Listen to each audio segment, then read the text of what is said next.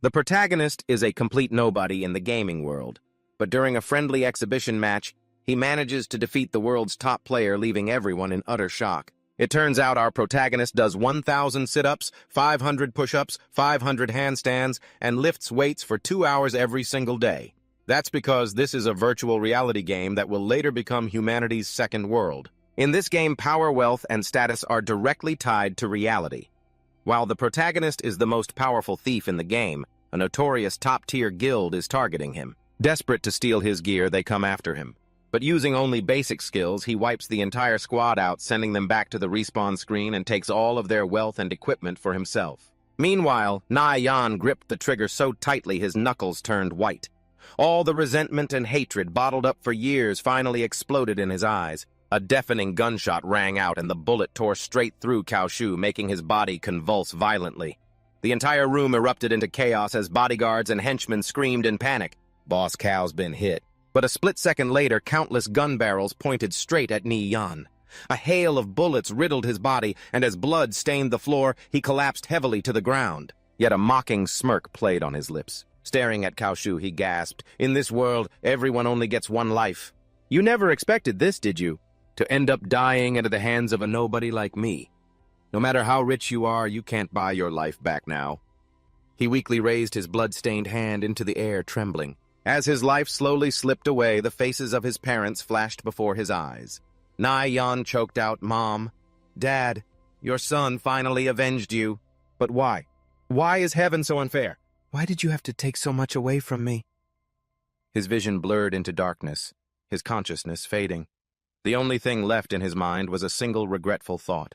"I can't accept this." The light in Ni Yan's eyes went completely dark, but just then, out of the endless darkness, a faint glimmer of light appeared. Gasping, his eyes flew open, and he sat bolt upright in panic. The sight before him left Ni Yan completely stunned. His old bed, the tiny room from years ago, everything was incredibly familiar. He panted heavily. "Didn't I die at the hands of Cao Shu's bodyguards?" Ni Yan's eyes swept across the room. His heart began to hammer wildly. This was clearly his old study room. "Did I travel back in time?" Right at that moment, an advertisement flashed on the screen beside him showing a massive headline, "Conviction, the fully immersive virtual reality online game officially launches its open beta." Na Yan immediately frowned. Conviction just launched its server, so I really was reborn. With trembling hands, he picked up the family photo on the desk. In it were his parents' smiling happily faces he had lost so long ago. Staring at the photo, the painful memories of his past life flooded back. At this point in time, his parents were still doing business on the border trading polonium, a strategic metal that the government bought at extremely high prices. Because of this, his family would soon make a fortune. His father would open a metal refining company and become a prominent figure. But all of that only lasted until he turned 25 when Cao Shu's Century Financial Group targeted them. They squeezed them out. The people his father trusted most were bribed one by one and turned their backs on him. The company went bankrupt. In utter despair, his father took poison to end his life, and his mother, consumed by grief and illness, passed away not long after. As for Na Yan himself, in his past life, he had lived in luxury for too long and was too useless to save his family. In the end, he was forced to take the most extreme path, trading his own life to kill Cao Shu. Ni Yan gripped the photo frame, his gaze turning icy cold. "Since heaven has given me a second chance, I won't let myself lose anything ever again." He looked back at the advertisement for Conviction. It wasn't just a game. In the future, it would become humanity's second world. Countless massive financial groups would rise to power because of Conviction, including Cao Shu's Century Group.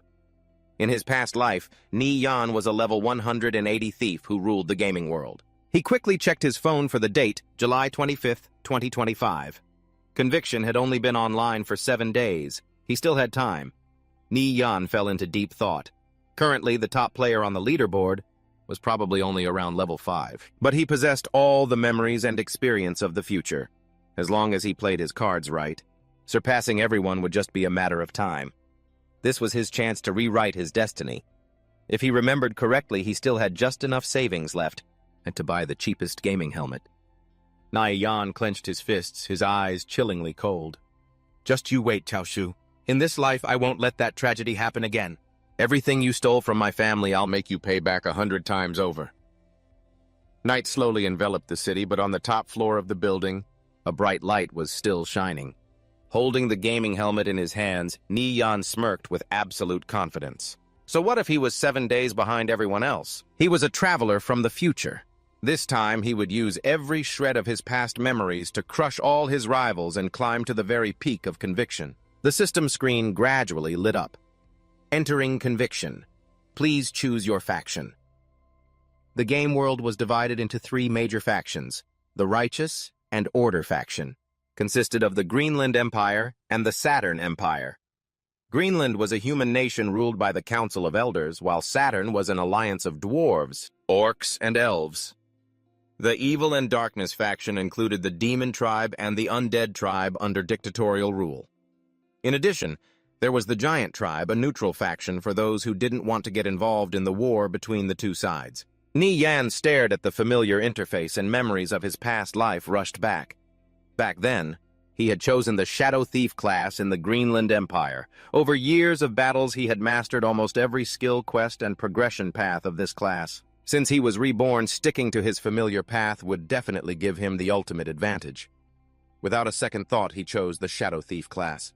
The system voice chimed in, "You have selected the Shadow Thief class. You have chosen to spawn in the Greenland Empire. Please enter your character's name." The 2 words Nirvana Flame flashed on the screen. Name creation successful. The character Nirvana Flame has been successfully created. Viridian Empire, Kalori City Thief, Level 1. Ni-Yan took a deep breath, savoring this familiar feeling. I'm finally back. He immediately allocated 3 points to strength and 2 points to dexterity. In his past life, he had wasted a lot of time leveling up due to poorly allocated stats. But this time, he would absolutely not repeat his past mistakes. The moment he appeared at Kalori's transfer point, the place was already packed with new players, their voices peddling items constantly. Someone shouted, "Level 0 white grade dagger. Its attack is 1 point higher than the novice dagger, only 2 copper coins, and I only have 3 left." Hearing this, Ni-Yan only sneered. This kind of dagger was sold in Locktown for exactly 1 copper coin, and all you needed to do was teleport over there for free to buy it. In his past life, he had foolishly spent money on one, only to find out later that he'd been ripped off. But now every memory was still crystal clear in his mind. In another direction, someone else was loudly yelling to sell something. "Stealth skill book here. Only 6 coppers, new thieves, come take a look. Learning stealth will put you way ahead of everyone else from the very start." The crowd immediately fell into a hubbub. 6 coppers was indeed too expensive for beginners, but Ni-Yan's expression shifted slightly. Stealth was the strongest core skill for a thief in the early game. To him right now, it was incredibly important. Ni-Yan stepped closer and asked for the price again. The seller immediately replied, 6 coppers each, no bargaining. He pondered for a few seconds before suddenly remembering something. In the Wildcat area near the small town, there was a treasure chest containing an extremely rare skill book. If he could get it, his growth speed would increase at a terrifying rate. However, that area was populated by level 5 monsters. Right now, most new players were only level 2 or 3, so absolutely no one had discovered it yet. Ni-Yan looked at the seller, then suddenly said, "Give me this book for free.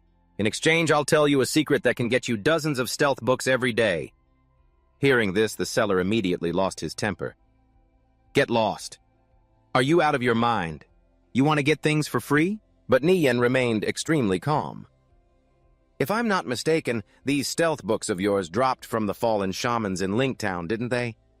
The other guy immediately froze. Ni-Yan went on to list the exact coordinates. The seller was now completely dumbfounded. How could a level 0 player know such a precise secret location? His mind began to waver. Finally, after thinking for a few seconds, he gritted his teeth and initiated the trade. It was just 1 skill book after all.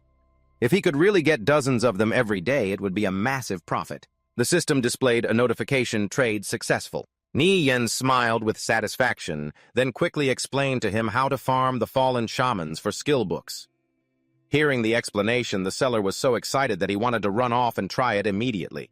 Before leaving, Ni-Yan added, "If you happen to get any night vision or awareness skill books, save a copy for me." The other guy immediately beat his chest and promised, "If your information is real, I'll definitely send them to you first." Watching him leave, Ni-Yan also quickly stepped into the transfer point. Since he had gotten stealth, the next step was to grab the treasure chest in the Wildcat area. The surrounding scenery instantly shifted. He appeared at the small town of Talak. The moment he opened the skill book, the system immediately chimed, "You have learned the stealth skill." A cold aura instantly enveloped his body. His breath gradually faded away. With footsteps as light as the wind and stealth activated his figure, shot down the long road like a streak of black lightning. He moved so fast that he left only a faint afterimage in his wake. Before long, the Wildcat area finally appeared before him, felines with glowing red eyes. Lurking in the darkness made the environment look extremely dangerous. However, Ni-Yun's gaze quickly swept toward a tree branch above. There lay a treasure chest, in conviction. Treasure chests were divided into several tiers: common silver gold, dark gold, and legendary. The higher the tier, the more valuable the items inside. Ni-Yan felt a bit of regret. The famous silver chest in the Wildcat area seemed to have already been taken by someone else. But currently he had no time to waste on regrets. Although this was a level 5 monster zone, if he died as a level 0, he wouldn't lose any experience points or equipment. He could absolutely afford to take a gamble. Ni-Yan immediately activated stealth again and sped forward. Stealth currently only lasted for 2 minutes, and opening the chest would also take time. He absolutely could not afford to delay. Just then, a wildcat suddenly turned its head as if sensing his movements.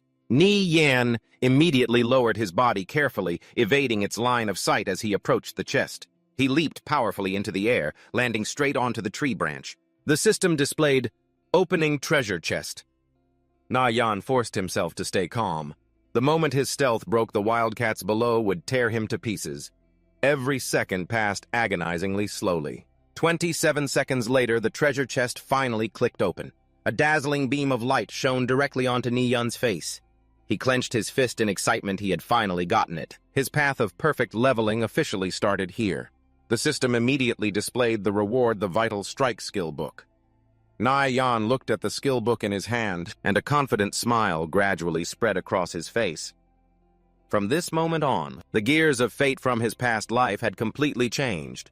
Ni-Yan looked at the newly acquired skill, and his lips curled into a satisfied smile. As expected, it was Vital Strike, one of the best skills a thief could learn right at level 0. With this in his arsenal, the difficulty of leveling up in the early stages would be cut by at least half. The system quickly prompted, "You have learned the skill Vital Strike." Ni-Yan let out a soft breath. Finally, it was done. Immediately after he stood up, the rustling on the branch instantly drew the attention of the wildcats below. His stealth effect vanished in a flash, but Ni-Yan didn't panic at all. He leaped straight down from the tree to the ground, letting out a faint smile. "Catch you later, boys. Thanks for guarding this chest for me for so long." The wildcats immediately pounced frenziedly, tearing him to pieces. But Ni-Yan didn't care at all. In conviction, dying meant losing experience and potentially dropping gear. But right now, he was only level 0. He was wearing nothing but cheap beginner gear, so dying right now cost him basically nothing. The system immediately chimed, "You have died. You have dropped novice leather bracers. Teleporting to the nearest town." A flash of light flared, and Ni-Yan returned to the starting town's plaza. He walked along, muttering, "I really should make the most of this free return ticket." The next part was step 2 of his leveling plan. The streets were still packed with new players as Ni-Yan quickly calculated his moves. The next step requires at least 20 silver coins, but I only have 10 in my account. I need to make some quick cash first. If I remember correctly, there's a highly valuable hidden quest around here. Just then, an NPC hunter approached him. A system notification popped up. Accepted quest, collect 20 giant silver dust rat skulls. Next, another farmer handed him a quest to kill 50 giant silver dust rats. When he met Alchemist Orr, the alchemist suddenly spoke up. "I heard Crowley and Ende talking. You accepted their quests. As it happens, I'm also in need of some potion ingredients. Could you help me gather them?" The system immediately flashed a special notification, "Hidden quest unlocked." Ni-Yan smiled, realizing his memories from his past life were spot on.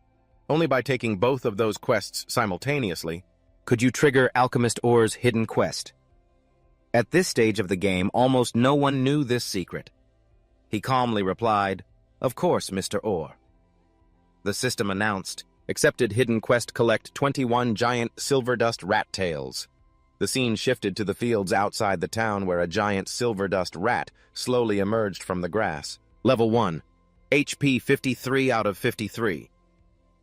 Without a second thought, Neon activated his vital strike skill. His dagger slashed across the rat's throat like lightning, and the damage numbers popped up.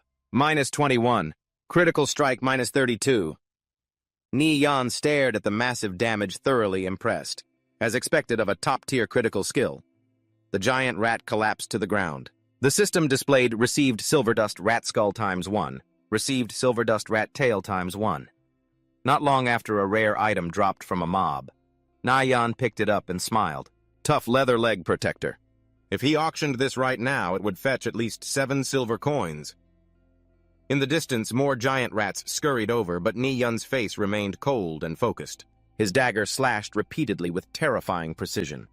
Vital strike triggered consecutively, and each flash of bright red damage numbers sent another monster crashing down. Time flew by, and in the blink of an eye, an hour had passed. The system flashed multiple completion notifications, quests completed for Crowley Ende and Alchemist Ho. Total rewards, 34 silver coins and 3 basic health potions. Neon's eyes lit up slightly. The hidden quest is definitely more profitable than I thought. I didn't expect it to reward health potions, too. He immediately listed the tough leather leg protector on the auction house, and it sold within minutes. Neon smiled with satisfaction. All right, now I can head over to the weapon shop. Not long after, he stepped into the largest weapon shop in the area.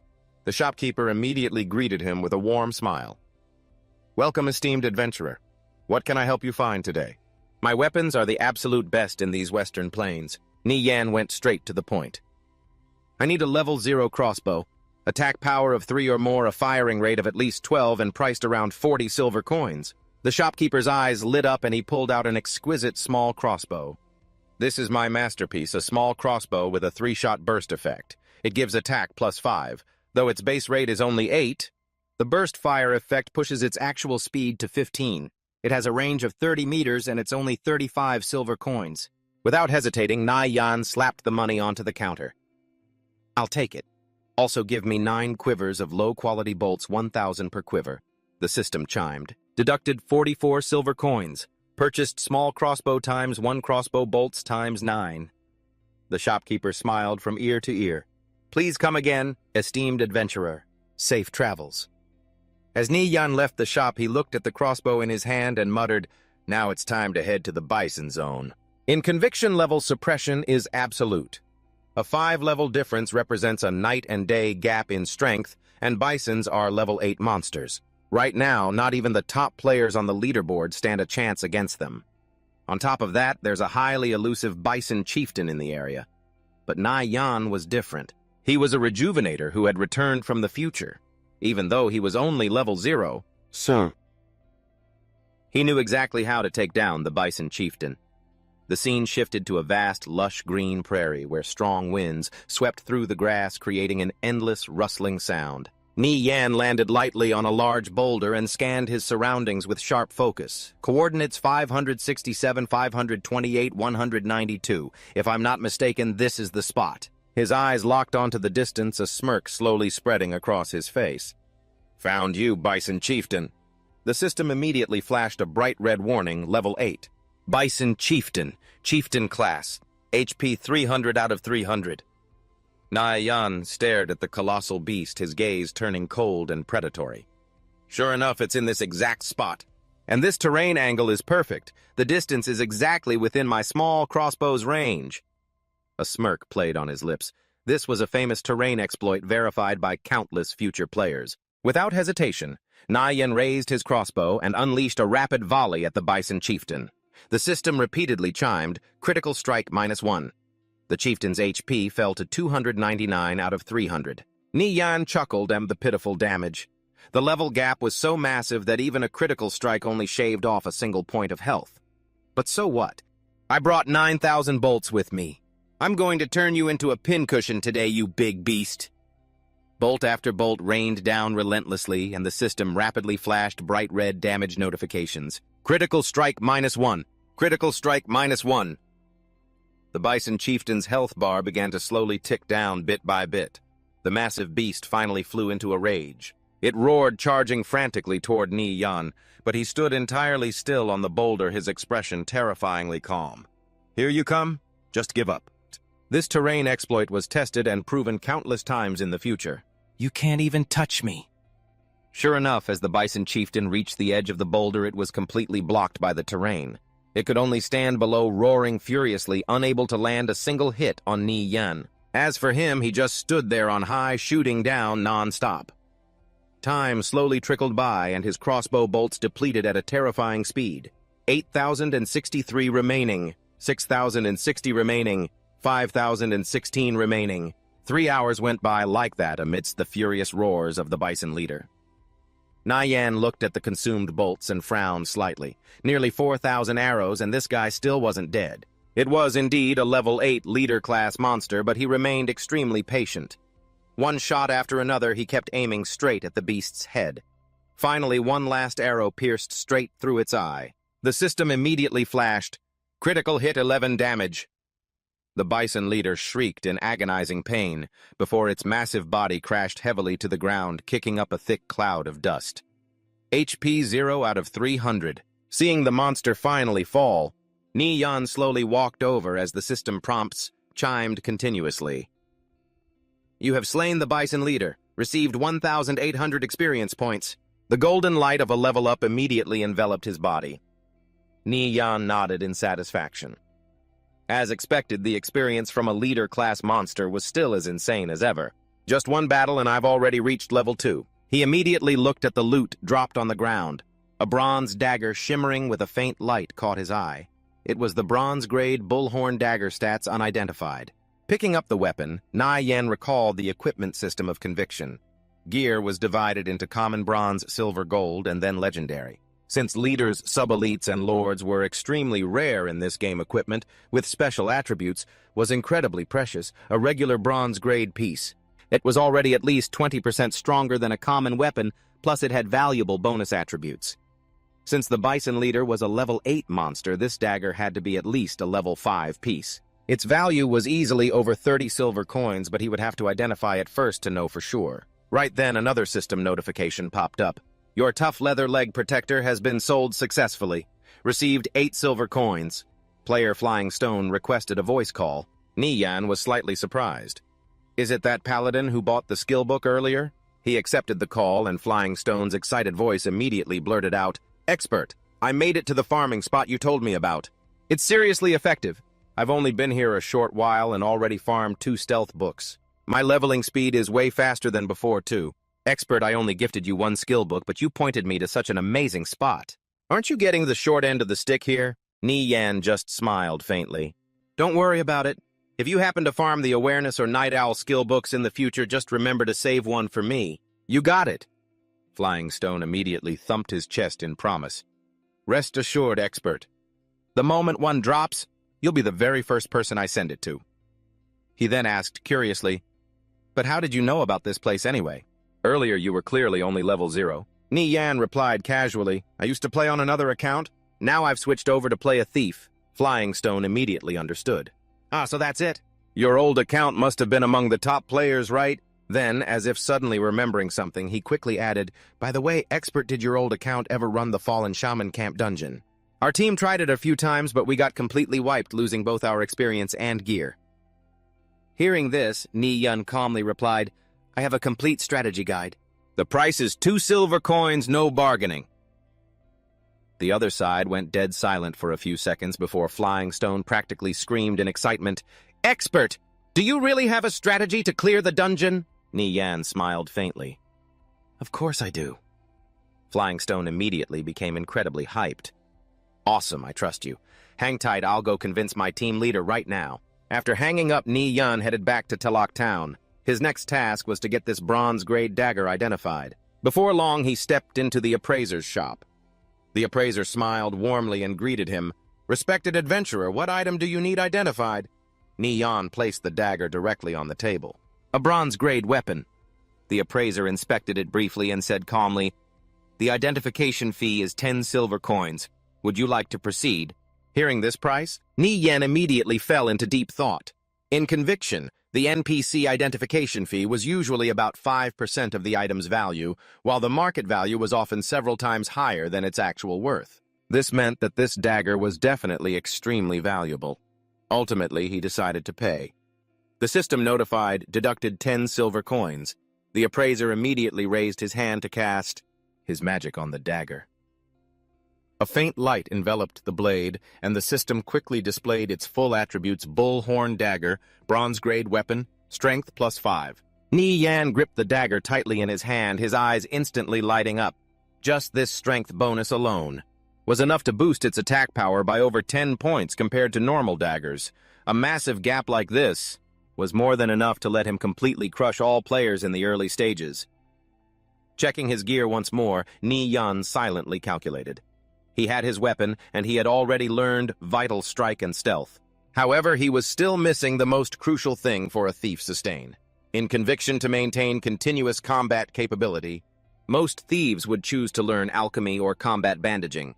Health potions and combat recovery potions were extremely vital, allowing players to quickly restore their status. But they were also outrageously expensive. However, to a reincarnated player like Ni Yan, earning money was absolutely no problem. Potions were something he could buy whenever he wanted, but the price was outrageously expensive.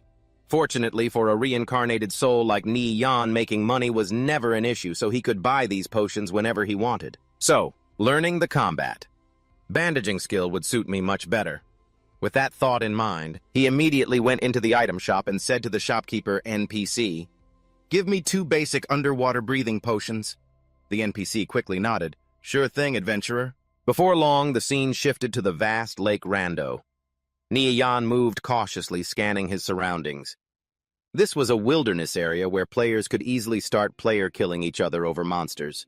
"I'd better be careful. Ahead of me is the Fishman village located right in the deep part of the lake. To reach my destination, I have to pass through this area. Then I'll have to go deeper into Lake Rando. But this place is crawling with fishmen. To wipe them all out, it would take at least 1,000 players working together. It looks like my only option is to sneak past." Just then, a regional system announcement rang out stating that this area would be taken over by the Victorious Return Guild in 3 minutes. Hearing this, Ni Yan's eyes turned ice cold. Victorious Return is just as overbearing as they were in my past life. They use their massive size to bully solo players everywhere. In my past life, they even hunted me down for months, but this debt, I will settle it with every single one of them sooner or later. With that thought, Ni Yan immediately activated stealth and dashed through the shadows of the Fishman village, his body moving as silently as a ghost.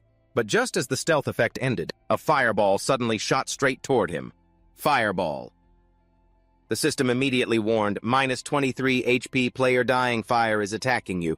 You have the right to self-defense for 3 minutes. A mage, standing in the distance, sneered contemptuously. "Sorry, but solo players aren't allowed here. If you know what's good for you, get lost." Ni Yan immediately realized the opponent was from Victorious Return. If he was alone, it wasn't impossible to kill him. A series of combat strategies quickly flashed through his mind. When facing a mage, there were only 2 choices. One was to close in for melee combat, and the other was to turn around and run. But running away was never his style. Flame Burst requires a 2-second cast time. That's more than enough time for me to get close to him. With that, Ni Yan accelerated and lunged forward. The dagger in his hand repeatedly flashed with a cold light. Dying Fire's health bar began to drop rapidly. Dying Fire roared in anger. "You damn thief! This place has already been taken over by the Victorious Return Guild." Immediately after he unleashed his Ring of Fire skill, a massive ring of fire exploded outward. On Ni Yan's screen, the system repeatedly warned -39 HP, but in the very next second, he immediately drank a basic instant health potion, plus 89 HP before dying. Fire could even react. Ni Yan had already closed the distance and slammed his dagger hard into his opponent's abdomen. Once a thief gets close, you think you can still run. Critical strike -36. Dying Fire desperately swung his staff to fight back, screaming, "Get the hell off me!" But Ni Yan clung to him like a phantom, his relentless dagger slashes shredding Dying Fire's health bar. Dying Fire was completely panicking now. How is this thief still alive after taking so many skills? His HP should be under 20 by now, while I still have over 50. Just one more fireball is enough to send him back to town. With that thought, he let out a vicious roar. Go to hell! This is what you get for crossing victorious return? The two of them clashed like two raging tempests, but at that exact moment, Ni Yan's gaze went completely cold. With a critical strike, his flashing dagger plunged straight into Dying Fire's throat. His body shuddered violently and he collapsed to the ground. Dying Fire stared at Ni Yan in utter disbelief. How is this possible? You're only a level 2 thief. You took my fireball and didn't die. Just how much HP do you have? Wait, an instant health potion? But how could a level 2 solo player like you afford that? Ni Yan looked down at him and replied coldly, as for the answers to those questions, figure them out yourself after you respawn. Right after those words, Dying Fire's body dissolved into white light, vanishing in resentment. Ni Yan bent down to pick up the loot and quickly inspected it, a level 0 bronze staff. This should sell for at least 10 silver pieces. But before he could celebrate, a barrage of shouts echoed from the distance. Oh no, enemy by the lake, Dying Fire has been killed. Catch him. Don't let him get away. A crowd of victorious return members spotted Ni Yan's retreating figure and chased after him like madmen, with a swordsman leading the charge. The swordsman swung his longsword down in a fierce straight slash, but Ni Yan simply tilted his body slightly and easily dodged the blow. The swordsman gritted his teeth in frustration. This guy's reflexes are insane. Just then, Ni Yan reached the edge of the lake. He quickly pulled out the underwater breathing potion, preparing to use it. A player behind them immediately yelled, "Oh no! He's trying to jump into the water to escape! Stop him quick!" A barrage of skills flew straight toward Ni Yan. Charge flame slash!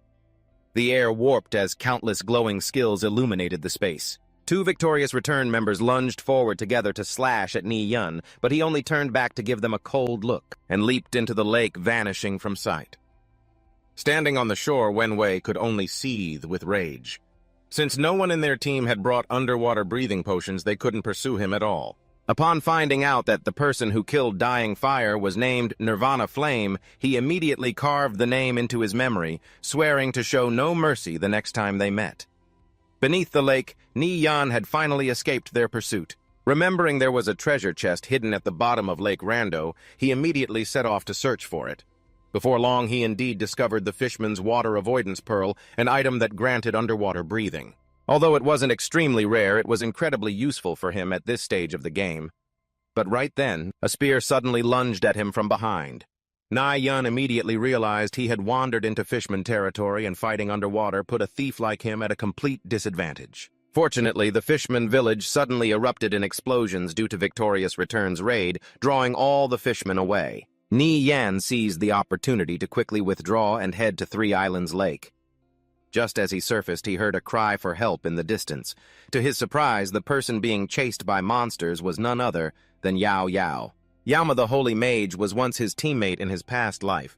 He never expected to meet her so early after being reborn. Without a second thought, Ni Yan rushed over to save her. Dagger in hand, he unleashed a flurry of fatal strikes. Working in perfect harmony with Yao Yao's magic, they quickly wiped out the horde of monsters. After the battle, she thanked him and sent a friend request. Hearing the name, Nirvana Flame Yao Yao froze, finding it incredibly familiar. Still, she wasn't sure if this was the Ni Yan she actually knew. While chatting, they realized their quest objectives were very similar, so they decided to party up. Yao Yao even gifted him 12 spider silks she had just gathered. They were worth over 30 silver coins given to him as a thank you for saving her life. But right then, the Water Spider Lord suddenly appeared. The massive boss lunged at them, catching Yao Yao completely off guard. Yet Ni Yan remained remarkably calm. He charged straight ahead, drawing aggro and landing continuous critical hits. Yao Yao also played her part flawlessly, supporting him with a barrage of Holy Smite and Holy Strike spells. Even though it was a powerful boss, their seamless teamwork sent its health bar plummeting at a terrifying speed. In the end, the Water Spider Lord was defeated. Victory. After the battle, Yao Yao felt more and more perplexed. This was clearly their very first meeting. Yet they fought together so naturally, as if they had been in the same party for years. Even a tough elite boss was taken down with ease. It was beyond belief. Seeing her staring at him, Ni Yan turned around and asked if something was wrong. Yama gave a shy smile and asked why a player with such incredible skills would always play alone. Ni Yan simply replied that he was used to being a solo player. But his response gave her another idea. If he didn't have a fixed party, why not recruit him into hers? With that thought, Yao Yao immediately made her move. She invited Ni Yun to join her team to clear the Treant Forest dungeon in the town. After listening to Z, Yao described their team lineup for the run. Ni Yun immediately asked for the stats of their two main tanks. But upon hearing their defense was only 53 and their health was just over 200, he knew right away that this team would face a total party wipe if they entered the dungeon. The Treant King was a level 3 sub-elite monster that had a high chance of landing critical hits. If the tank's defense was under 60, the boss would easily one-shot them. Not to mention the priest's heals had to be perfectly timed to survive. Hearing this, Jie Yao was stunned. She had never heard anyone mention the boss having a critical hit skill. But thinking about how their team had spent days preparing it would be such a waste to back out now. Trying to get enough bronze-grade gear to boost their defense at this stage was next to impossible. Seeing her worry, Ni Yan calmly assured her that there was still one way. He would take full command of the team. His words left Zi Yao dazed for a few seconds.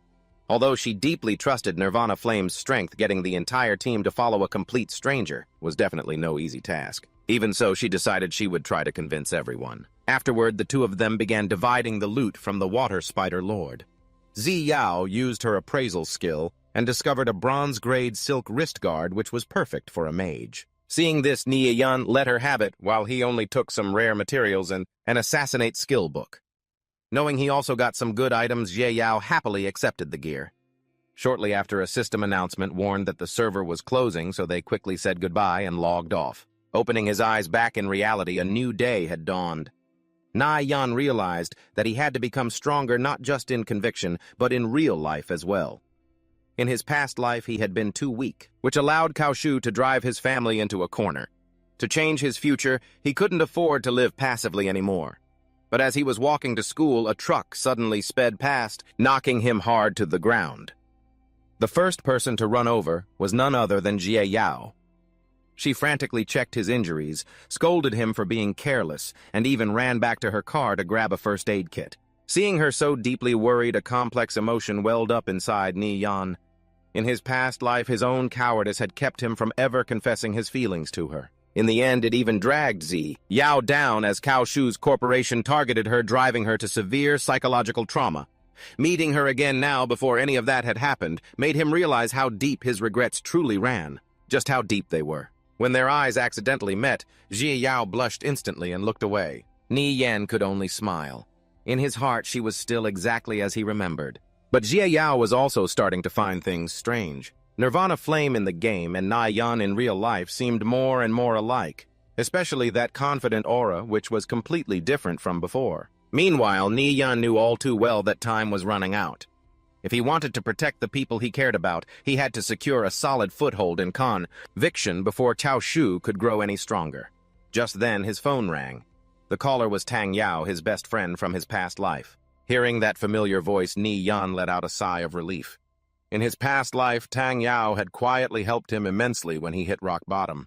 Yet in the end, Tang Yao met a tragic death after offending a powerful figure at a bar. In this life, Ni Yan would never let that happen again. As soon as they met, Tang Yao dragged him to a PK club. This was a place where players used their in-game characters to duel betting gear and money. Tang Yao was notoriously hooked on gambling, even though he lost far more than he won. Before long, Wei Kai showed up with a provocative look, even bringing up the past to get under Ni Yan's skin. But this time, Ni Yan remained incredibly calm. He is completely different from the weakling he used to be. Even Wei Kai was utterly confused. He felt as if Ni Yan had turned into a completely different person today. Meanwhile, Tang Yao was eager to drag Wei Kai into a 200 copper bet. He himself was incredibly confident in his level 3 arcane mage. But watching from the sidelines, Ni Yan immediately realized things didn't look good. Wei Kai was a berserker. On top of that, he had already learned the charge skill. On flat terrain like this, an arcane mage would find it extremely hard to keep their distance. Once closed in on Tang Yao would almost certainly lose. While Ni Yan was still analyzing the situation, Xu Feng suddenly stepped up to provoke him. He sneered, saying that Tang Yao was a goner for sure. He even tried to drag Ni Yan into another bet. Na Yan calmly agreed, but scoffed that the stakes were too low, which immediately set Xu Feng off. He instantly put up all 700 of his copper coins, as a wager determined to teach Ni Yan a lesson. Shortly after, the two were teleported into a bamboo forest map. On one side was Ni Yan's level 2 thief. On the other side was Shifeng's level 2 knight-errant. As the match began, both of them immediately activated stealth and vanished into the gloomy bamboo forest. Shifeng was still extremely confident, believing he would definitely catch that arrogant thief. But the longer he searched, the stranger it felt. Ni Yan's figure had completely vanished, as if he had never even existed. Meanwhile, with 15 years of combat experience from his past life, sneaking and hunting down targets had practically become second nature to Ni Yan. In just a split second, he had silently slipped behind Shifeng. Like a ghost, his dagger flashed in the air. A single strike instantly shaved off nearly half of his opponent's health bar. Before Shifeng could even register what was happening, Ni Yan coldly materialized right behind him.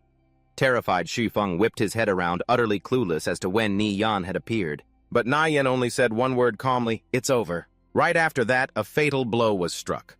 Shifeng's health bar was instantly depleted. In the blink of an eye, not long after entering the match, Shifeng was sent packing by Ni Yan.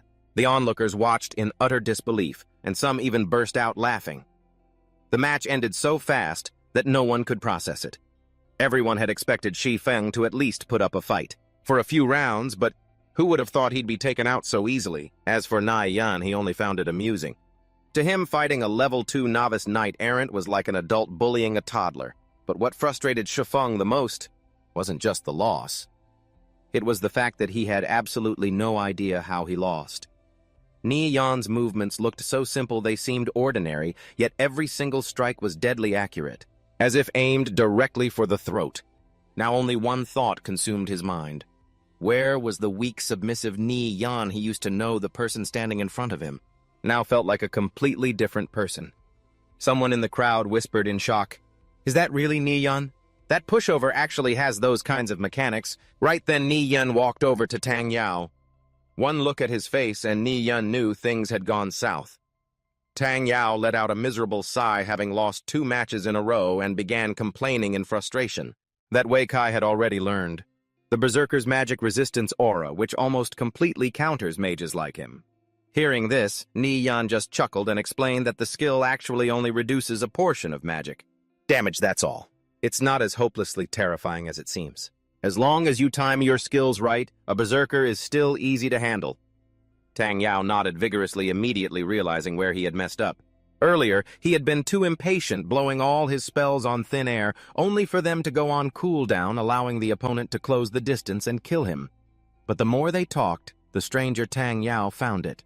Ni Yan knew this PvP logic inside out, which was nothing like the old him. Just then, Ni Yan pulled out his winnings. Tang Yao stared wide-eyed in disbelief that Ni Yan had actually won money from those guys. On the other side, someone instantly lost their temper. One of them lunged forward, pointing right at Ni Yan's face and cursing. Before he could even finish his sentence, he threw a punch, but the fist was cleanly caught in Ni Yan's palm. Before anyone could react, Ni Yan spun and slammed the guy straight onto the ground. His movement was so swift and decisive that the entire crowd froze. Ni Yan could only think to himself that in his past life, to deal with Kaoshu, he had trained in self-defense, never expecting to use it here.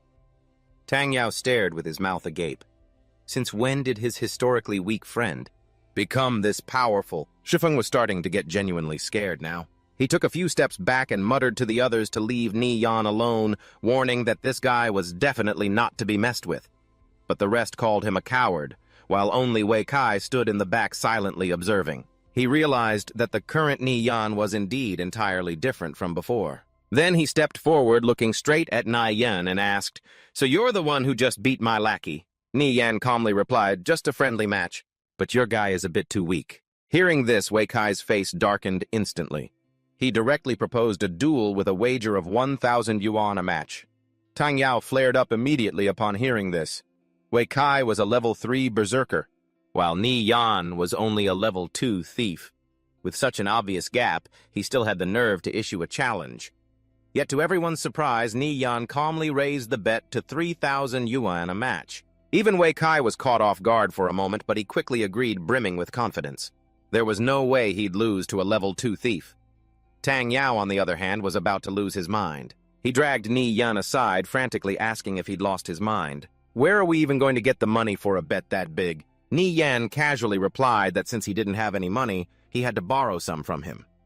Hearing that Tang Yao could only hold his head and groan, but in the end, he gritted his teeth and backed his bro anyway, right after the two of them logged into the game. With a flash of light, Ni Yan was fully geared up and they both materialized in the middle of a vast open plain. The moment he saw the terrain, Tang Yao, watching from the outside, instantly turned pale. An open plain was the worst possible terrain for a thief. There was absolutely nowhere to hide. Even Wei Kai put on a show of being generous, asking Ni Yan if he wanted to change the map. But Ni Yan simply replied, "No need." The moment the words left his mouth, he instantly activated stealth, his figure vanishing as he dashed forward like a gust of wind sweeping across the grassland. At first, Wei Kai thought he had the match in the bag, but he soon noticed the grass rustling continuously, a clear sign that Ni Yan was moving at an incredibly high speed. Ni Yan was well aware of his own disadvantage. The tall grass would easily give away a thief's position if he kept this up. Sooner or later, his movement pattern would be exposed. So he waited.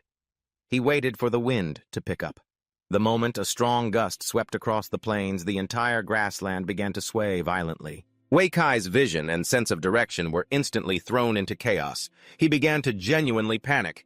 This was the first time he had ever faced a thief who could utilize stealth to such a terrifying degree. Ni Yan had turned his terrain disadvantage into the perfect cover.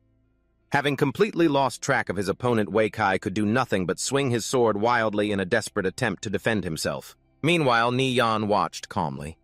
He knew that the moment the next gust of wind blew, it would be his perfect window to strike. Wei Kai, on the other hand, was frantically trying to figure out where his opponent was. Convinced that Ni Yan must be hiding somewhere right in front of him. But just as he turned his head to check behind, a dark shadow materialized. Ni Yan was already there, launching a lightning-fast strike directly into his back. Wei Kai let out a startled curse.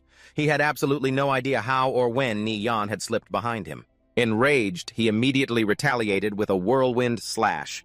The blade swept outward, clipping Ni Yan, but the damage indicator only showed a measly 9. Ni Yan remained completely unfazed. He knew all too well that after executing a whirlwind slash with a greatsword, the user would experience a brief moment of recovery lag for nearly 1 second. That very moment would decide the match. Sure enough, after unleashing the skill, Wei Kai briefly lost his balance. Ni Yan's eyes lit up. The opening had arrived. He lunged forward, pouring all his power into a devastating strike. His dagger sliced through the air, and Wei Kai's health plummeted as a brilliant red number flashed before everyone's eyes. -96. The lackeys watching from the sidelines instantly panicked. They couldn't believe how terrifyingly precise Ni Yan's timing was. With his health bar nearly depleted and backed into a corner, Wei Kai let out a maddened roar. He swung his sword, unleashing Flame Slash, sending a roaring blaze erupting across the grassland. Wei Kai gritted his teeth and screamed, "Just go die!" From the sidelines, Tang Yao saw the flames erupt and yelled, "Ni Yan, watch out!" But Ni Yan remained incredibly calm. He knew Wei Kai was trying to use Flame Slash to force him back. If he retreated and let the gap widen his advantage, as a thief would vanish instantly. Besides, with his current health, even if he took the blow head-on, it wouldn't be fatal. The most critical thing right now was to stay in close quarters. As the flames swept over him, his health bar dropped, -56. Seeing this, Wei Kai grew even more aggressive.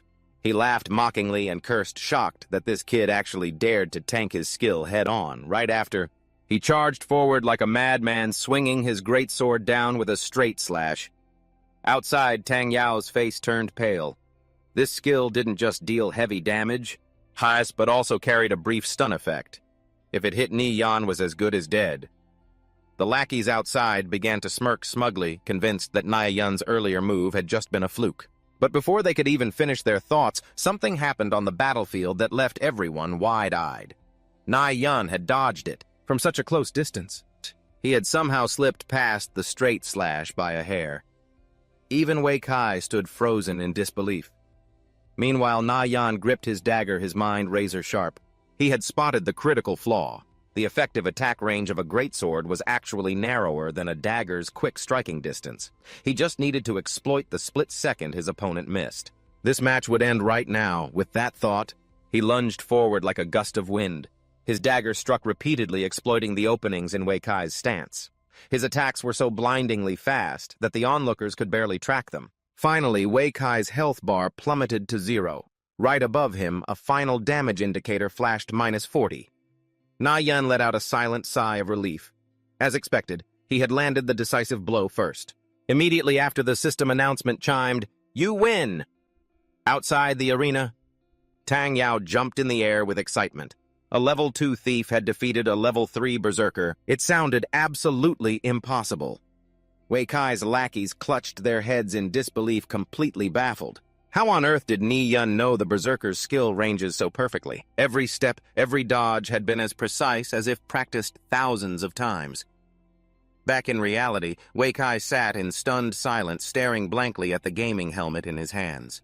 He still couldn't wrap his head around the fact that he had actually lost. Tang Yao threw his arm over Na Yun's shoulder, looking at him like he was some kind of monster. He kept pressing him, asking how a level 2 thief could possibly defeat an opponent who was an entire level ahead. An opponent with such a massive level advantage. Ni Yan only gave a faint smile and replied, "I just got lucky." But Tang Yao wasn't so easily fooled. He immediately pulled him aside and bombarded him with questions, realizing that this guy clearly knew conviction inside out way more than any normal player. "You absolutely have to teach me how to play a mage," Tang Yao insisted. Ni Yan didn't turn him down. Instead, he readily agreed to pass on everything he knew to his friend. Just then, Wei Kai and his crew approached. Tang Yao immediately grew wary, thinking they were about to back out of their debt. But to his surprise, Wei Kai was incredibly polite. He flatly admitted his defeat and even invited the two of them to check out his bar whenever they had time. With that, he turned around and led his men away. His lackeys, still bitter about the loss, couldn't understand why their boss was being so courteous to Ni Yun. Wei Kai just calmly replied that you can't judge a person based solely on their present. He had a strong feeling about Ni Yun. He might very well skyrocket in the future. It's best not to make an enemy out of someone like him. Once they left, Ni Yun, who was in a great mood, made an announcement. "We won quite a bit of cash today, so we're treating ourselves to an amazing feast. As for teaching you how to play a mage, we'll talk about that once we log in tonight." Hearing this, Tang Yao instantly pumped up. Time flew by and night quickly fell. The city was blanketed in darkness save for the brilliant lights beaming from the skyscrapers. In his room, Ni Yun was working out diligently, fully appreciating the perks of having a young body. With just a bit of exercise, his stamina recovered incredibly fast. After finishing his workout, he immediately put on his VR helmet and logged into Conviction. The moment his consciousness connected, the familiar world materialized before his eyes. Ni Yun smiled faintly. "I'm finally back." A series of system notifications chimed. Player Young Sparrowhawk had sent a friend request, and player Flying Stone had left 1 silver coin in his personal storage. Na Yun quickly accepted the request. He figured Young Sparrowhawk knew Tang Yao. Since that was the case, he might as well bring him along to the Treant Forest this time. As for the Agmote Muddy Swamp Clearance Guide, he didn't plan on selling it again just yet. If I keep selling highly accurate dungeon clearance guides, it'll raise too much suspicion. It's better to let that team wipe a few more times before I bump up the price. But for now, there's a more pressing matter at hand. Ni Yan hurried to hand in his hidden quest. The moment he met Priest Bradley, the quest was triggered. The old man looked at him and asked how many fine silks he had gathered. Ni Yan simply handed over the 30 pieces of fine silk he had collected. Bradley was extremely pleased. He thanked him for his help and decided to teach him a special skill. A system notification popped up. "Do you want to learn intermediate combat bandaging?" from Priest Bradley. When Ni Yan saw this, he was absolutely thrilled. This skill was the real reason he had run this quest in the first place. He immediately chose to learn it. The system prompt updated, "You have learned intermediate combat bandaging. You can now craft and use intermediate combat bandages. Required materials 10 fine silks. Bradley's hidden quest is now 20% complete." Ni Yan was a bit surprised. He had assumed that handing over enough fine silk would complete the quest once and for all. He didn't expect it to only be at 20%. This could only mean one thing: it was a quest line. Sure enough, Bradley went on to say that the current amount of fine silk was still not enough. He needed much more. Na Yan immediately agreed to help, feeling even more certain that his guess was correct. Just then, Jie Yao's voice rang out in the voice channel. The whole team had assembled and was only waiting for him. Ni Yan didn't hesitate. The quest line could wait. Right now, the most important thing was getting the Featherfall Jewel from the Treant Forest. The scene quickly shifted to the teleportation portal of the small town where Tang Yao was waiting. He was grumbling about Ni Yan taking so long, but the moment he saw him, he rushed over and asked, "Are we really hunting the Treant King today?" Ni Yan simply smiled and said, "Let's go." Just then a group of players walked over from a distance. As soon as Xie Yao saw him, she waved and called out. Tang Yao, standing nearby, stared at the two girls in the team with his eyes lit up. He never imagined that Ni Yan would know two absolute beauties. Meanwhile, Xie Yao took the chance to remind Ni Yan that she had gone to great lengths to convince Yulan to join their team, so he absolutely must not embarrass her in front of everyone. Chenbo stood nearby, arms crossed with a hostile expression on his face. On the other hand, Yulan politely greeted everyone, quietly sizing up Ni Yan. She noticed that this thief looked remarkably calm.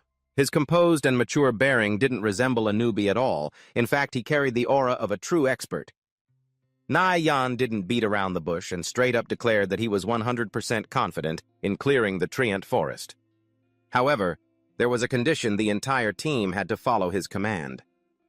The group fell dead silent. Chenbo was the first to object. He frowned and questioned, "Why on earth should we listen to a thief like you? What if you don't know what you're doing and lead us all to a total wipe?" Yulan immediately chimed in to remind Chenbo that they had already discussed this beforehand. "What's the point of picking a fight now?" But this only irritated Chenbo further. He couldn't understand why Yulan was defending an outsider. Sensing the growing tension, Yulan stepped in to defuse the situation. She apologized to Nia Yan on Chenbo's behalf and told him to go ahead and form the party. "I'll have everyone join." Nia Yan gave a cool nod, but before creating the party, he made the rules clear. "Once you're in my party, you must absolutely obey my commands. If anyone has a problem with that, you can come settle the score with me after we leave the dungeon. But if anyone intentionally messes around and causes a wipe while we're clearing it, don't blame me for showing no mercy."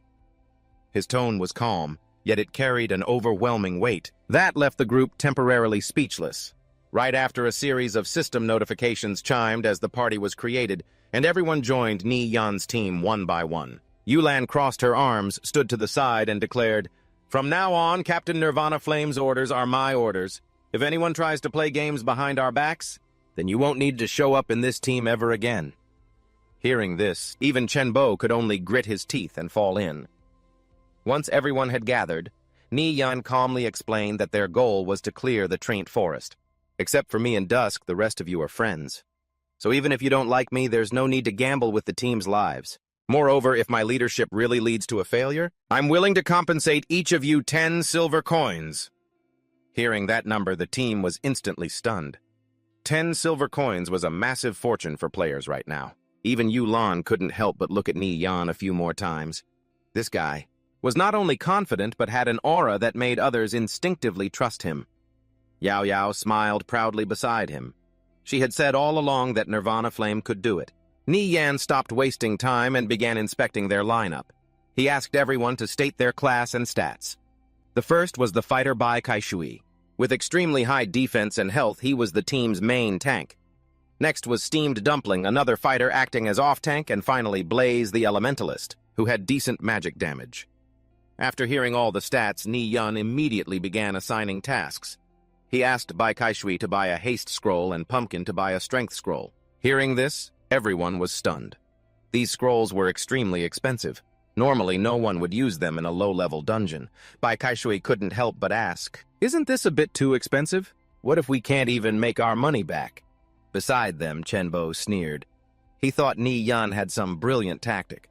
But if it was just about burning money on scrolls, even he could lead the team and clear it. But Tang Yao immediately fired back, mocking Chenbo to his face, saying that if he couldn't afford them, he could lend him some money first.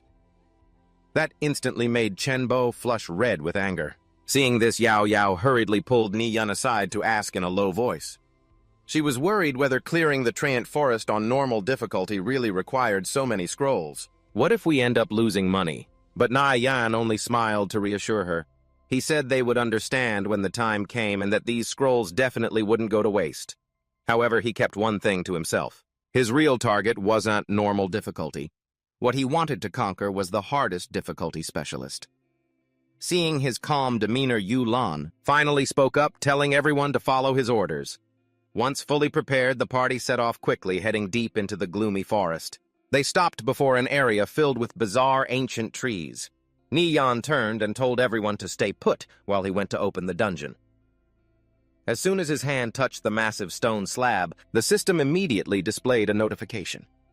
Ancient runes appeared on the stone's surface, telling of a forest that absorbed the morning dew and of a shepherd's flute echoing among the trees, and the ancient souls slumbering within the treant forest. It also mentioned traces of dark elves appearing in the woods. Ni-Yan frowned slightly as he read the introduction. Those dark elves really weren't behaving. Then the difficulty selection interface appeared before him. Without a second thought, Ni-Yan selected Specialist Difficulty. In an instant, the team was sucked into the instance. The scenery shifted violently and everyone materialized inside the treant forest. But when they saw the words Specialist Difficulty, the entire team went dead silent. A few thought Ni-Yan had made a mistake and Blaze's face paled.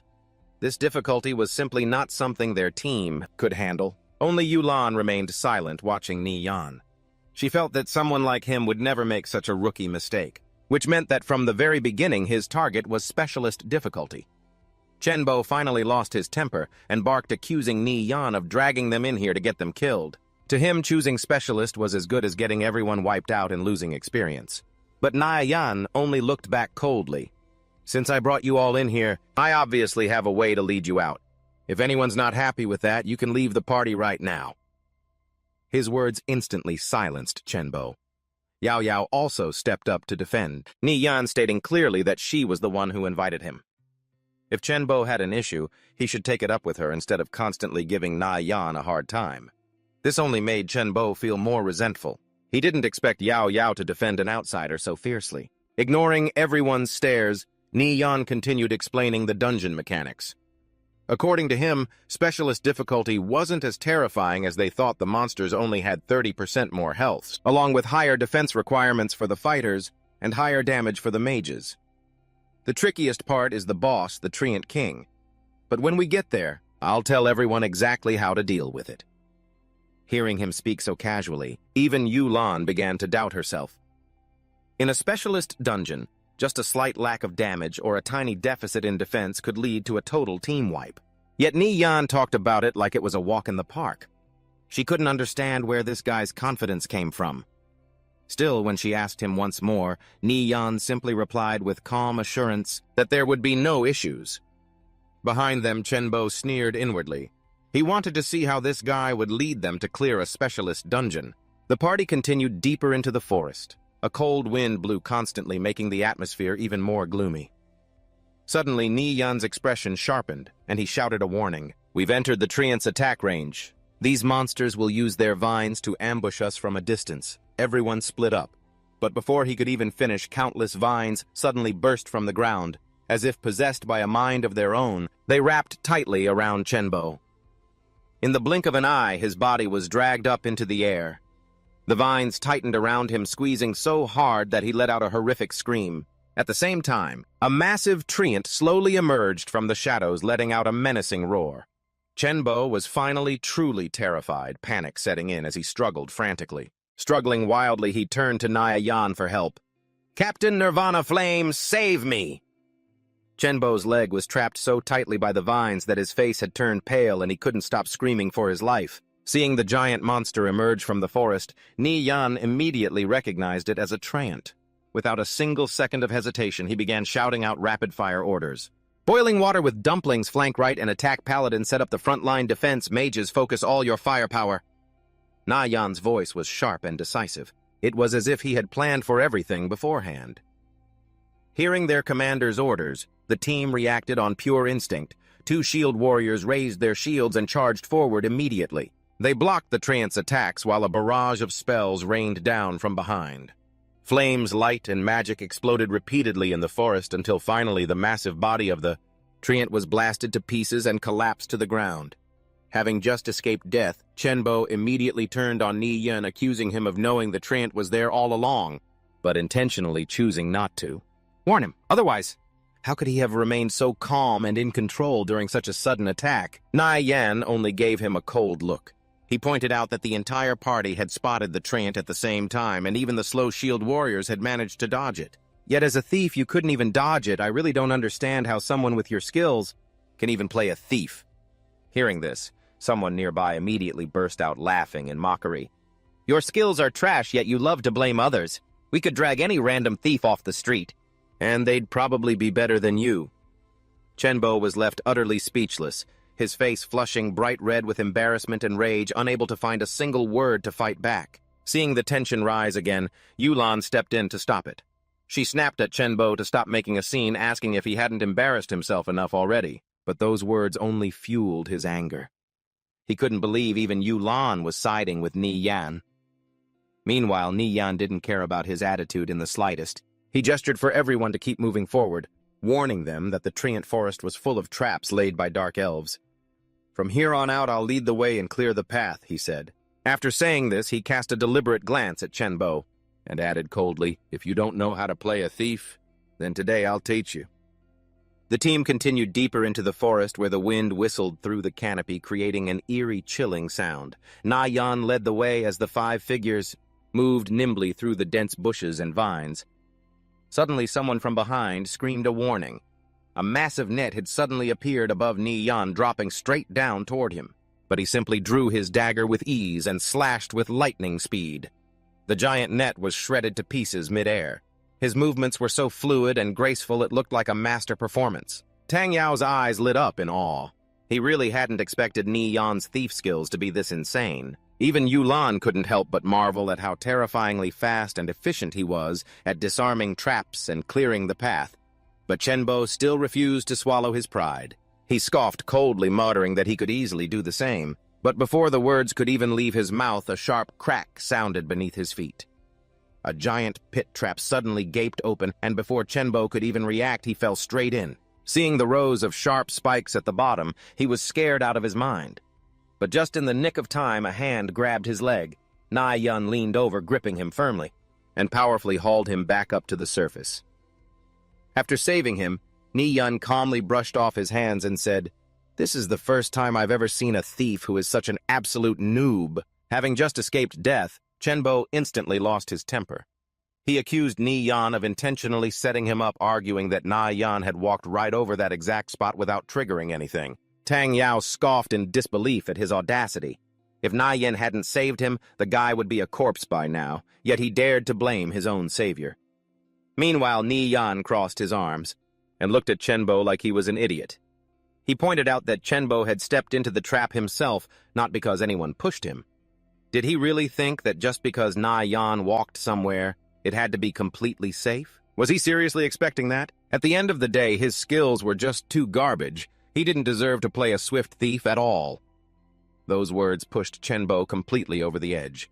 He drew his sword and charged. Screaming that he wanted to duel Na Yan, he swung his blade down only for Ni Yan to effortlessly catch the tip with his bare hands. The move was so casual it was as if he were just playing around. Looking down at Chenbo, he said coldly, "If you want a duel, you should at least bring a few more people. Fighting you alone is just too boring." At that moment, Chenbo's face went completely pale. He had absolutely no idea how Ni Yan had managed to stop his sword bare-handed.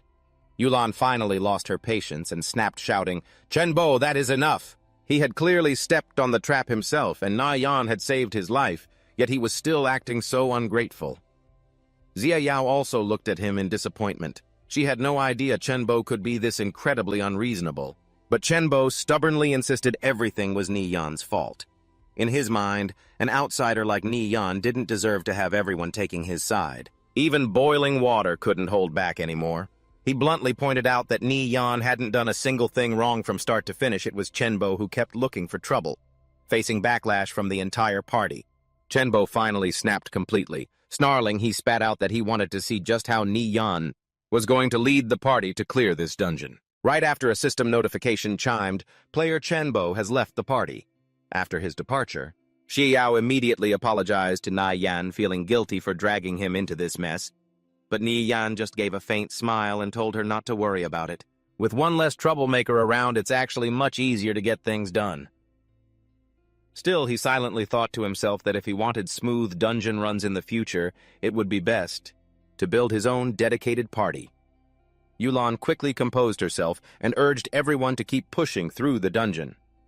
Half an hour later, Ni Yan returned after scouting ahead. He reported that the path ahead was completely blocked by treants, with a total of 18 treants blocking the way. Just hearing that number, everyone's faces immediately darkened. Yulan couldn't hide her anxiety either. With their current lineup, it was virtually impossible for them to handle so many treants at once. But Ni Yan remained incredibly calm. He remarked that he wasn't foolish enough to have the whole team charge head-on against 18 monsters at the same time. Having said that, he suddenly bent down to gather momentum, then leaped high into the air. His movements were so blindingly fast that they startled everyone. Yulan cried out in shock, asking what he was planning to do. Under the bewildered gazes of the entire team, Ni Yan slowly unsheathed his dagger. A cold light gleamed off the blade amidst the dark forest. Only one thought occupied his mind. Today he would let these people witness firsthand what a god-tier pulling technique truly looked like. Leaping forward, Ni Yan instantly drew his hand crossbow and fired a rapid succession of bolts toward the distant treants. Each arrow tore through the air at lightning speed, causing everyone's faces to turn pale. They thought his hand had slipped and he had shot by mistake. If he accidentally pulled every single treant ahead toward them, the entire team would surely be wiped out instantly. Yet the moment Ni Yan touched the ground, he calmly ordered Bai Kaishui to stand in a specific position, leaving everyone utterly confused about his intentions. In the distance, the enraged treants began charging toward them. Strangely, despite the attacks, their health bars only decreased by a single point of damage. Standing to the side, Yulan had stared in utter disbelief. She never expected Ni Yan to fire 3 consecutive shots with his hand crossbow, with each shot precisely angled to pull monsters from 3 entirely different spots. This level of pulling technique was something she had only heard of in legends. Even more terrifying was how closely packed the 18 treants were. A single minor mistake, and the entire horde would come crashing down on them. Yet Ni Yan had not only found the perfect angle to stand, but he had also successfully pulled them out in separate, manageable groups. This level of vision and reaction speed was practically a god-tier challenge for a thief. Even the elite thieves on the leaderboards would struggle to pull it off. The more Yulan thought about it, the more shocked she became. If their team had a thief like Ni Yan from the start, their survival rate in dungeons would have gone up by at least 30%. Standing next to her, Yahello was also staring in awe. She truly had no idea that Ni Yan was this powerful. Before anyone could recover from their shock, a fierce battle broke out. Ni Yan constantly directed the formation, instructing Bai Kaishui to tank one treant on his own and maintain his balance. As long as he didn't stumble, that monster couldn't do a thing to him. Meanwhile, the rest of the team immediately focused their fire as directed, aiming to take down the other target first. Brilliant bursts of magic constantly exploded throughout the forest. The treants roared in fury, but were steadily pushed back. Bai Kaishui had been anxious at first, but after following Ni Yan's directions, he realized it actually worked. No matter how ferocious the treant was, it couldn't break his defense. Yulan quickly called out, telling Bai Kaishui to hang in there. They were almost done on their end and would back him up immediately. Under the team's seamless coordination, the 2 treants finally fell one after another, the moment the monsters collapsed. Yulan's eyes instantly lit up as she cried, "An item dropped!" The entire team rushed forward to inspect the loot. Having slain only 2 treants, a mage's bronze handguards had already dropped, making everyone too excited to believe their eyes. Previously, when they ran the treant forest on easy difficulty, they could go the whole day without seeing a single decent item. Yet they had only just entered the specialist difficulty dungeon, and gear was already dropping. Intrigued, Yahello immediately asked Ni Yan how he had pulled that off. "How on earth did you do that?" But he merely gave a soft smile and replied, "I told you right from the start. I'm going to carry you all through this specialist difficulty dungeon." After that, he instructed the team to use the same tactic to clear out the remaining treants in the area. This time, not a single soul doubted him, and they all responded in unison. As time went on, more and more treants were pulled out and dispatched, boosting the team's confidence with every kill. 20 minutes later, everyone was chatting excitedly. As the team continued deeper into the dark forest, a faint, eerie sound of a flute suddenly echoed through the air. Hearing it, a smirk immediately played on Ni Yan's lips. Finally found him. The one playing the flute ahead of them was none other than Einpat, the treant caretaker, who guarded this forest. According to the original lore under Einpat's watch, the treants and humans had lived in peace. But at some point, for reasons unknown, dark elves began appearing in the treant forest, driving the treants mad and causing them to slaughter humans indiscriminately. That was why the Greenland Council had to recruit adventurers to venture in here. Their goal was to eliminate the Treant King. However, the moment Einpat saw the team, he immediately urged them to leave. Once night falls, the Treant's power under the moonlight becomes absolutely terrifying. But Yan stepped forward, gave a respectful bow, and explained that their goal was to eliminate the rampaging Treants. Upon hearing this, Einpat instantly grew furious. He spat out that the ones who truly deserved to die weren't the Treants, but those vile creatures from deep underground. Those filthy dark elves stole my flute, throwing the Treant forest into chaos. Standing behind him, Yulan listened in utter disbelief. Yan was clearly triggering an incredibly well-hidden quest line. She couldn't wrap her head around how he could locate such a secretive NPC. Even Yahello could only shake her head, realizing she couldn't read this man at all anymore. Beside her, Tang Yao was also quietly stunned. Since when had his best friend become so incredibly formidable? Meanwhile, Yan knew all too well that without triggering this quest line, there was absolutely no way the team could defeat the Treant King on specialist difficulty. So playing along, he quickly told Einpat that he had spotted traces of the dark elves the moment they entered the forest. Hearing this, Einpat became agitated, rushing forward to grab Yan's shoulders. If that's true, then this is wonderful. Those two dark elves stole my flute and threw everything into chaos. With that, Einpat handed Yan a special item called Disillusioning Powder, which could strip the dark elves of their stealth. As long as they killed the thieves and retrieved the flute, the team would have a fighting chance against the maddened Treant King. The system immediately displayed a new quest notification, and 3 pouches of disillusioning powder were awarded to the team. Upon receiving the items, Yan turned around and told everyone to keep following him. He casually snapped off a branch and swung himself down into the deep ravine ahead. The others hurriedly followed behind. Along the way, Yulan couldn't help but ask if he could actually locate those 2 dark elves. Yan simply smiled and assured her, "Of course I can." Before long, the team entered a frigid, ice-covered path. Yan stopped and quietly explained that this place was the trap he had laid for the 2 dark elves.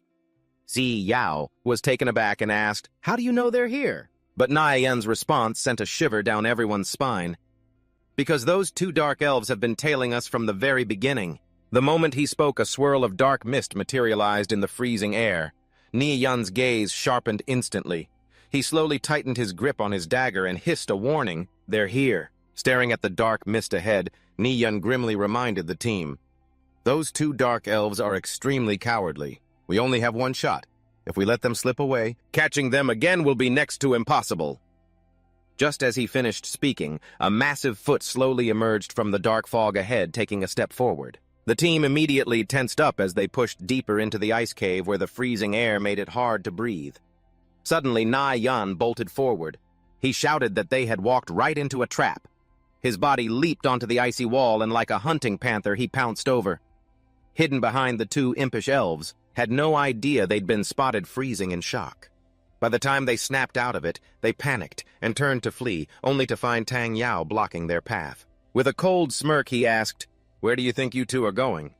On the other side, plain boiled water had already cut off their retreat. Seeing their retreat cut off, the 2 dark elves flew into a frenzy and lunged to counterattack.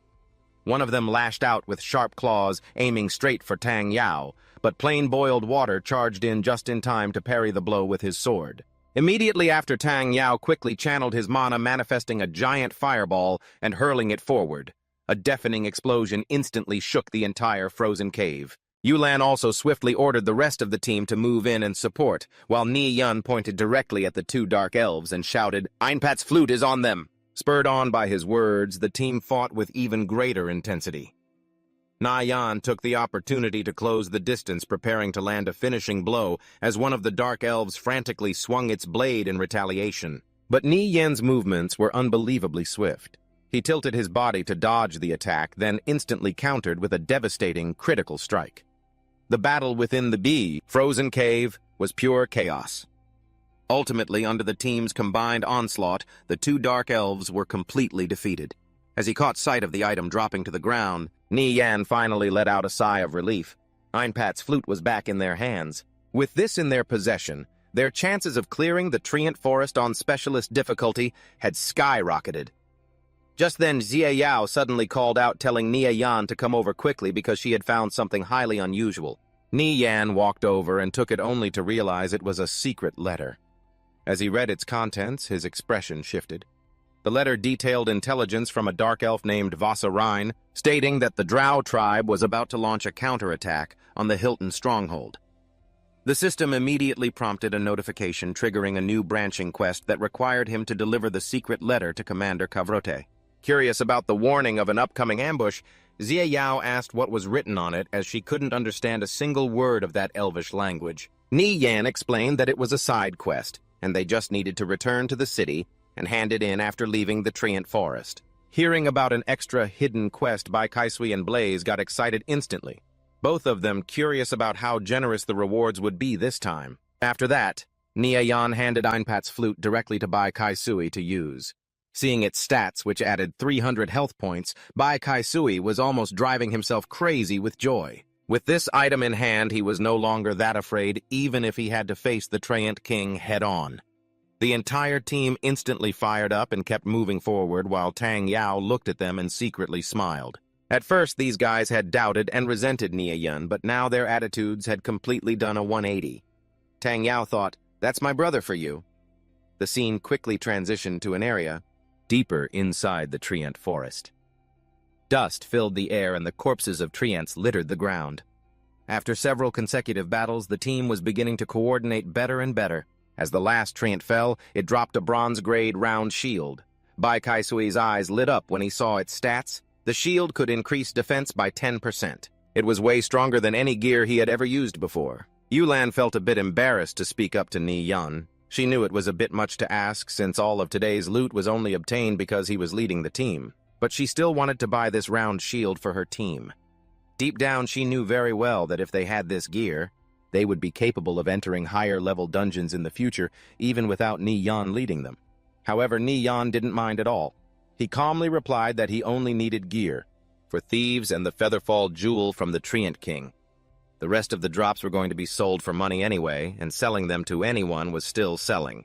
If they wanted it, they could just take it first. Yulan was overjoyed and immediately thanked him.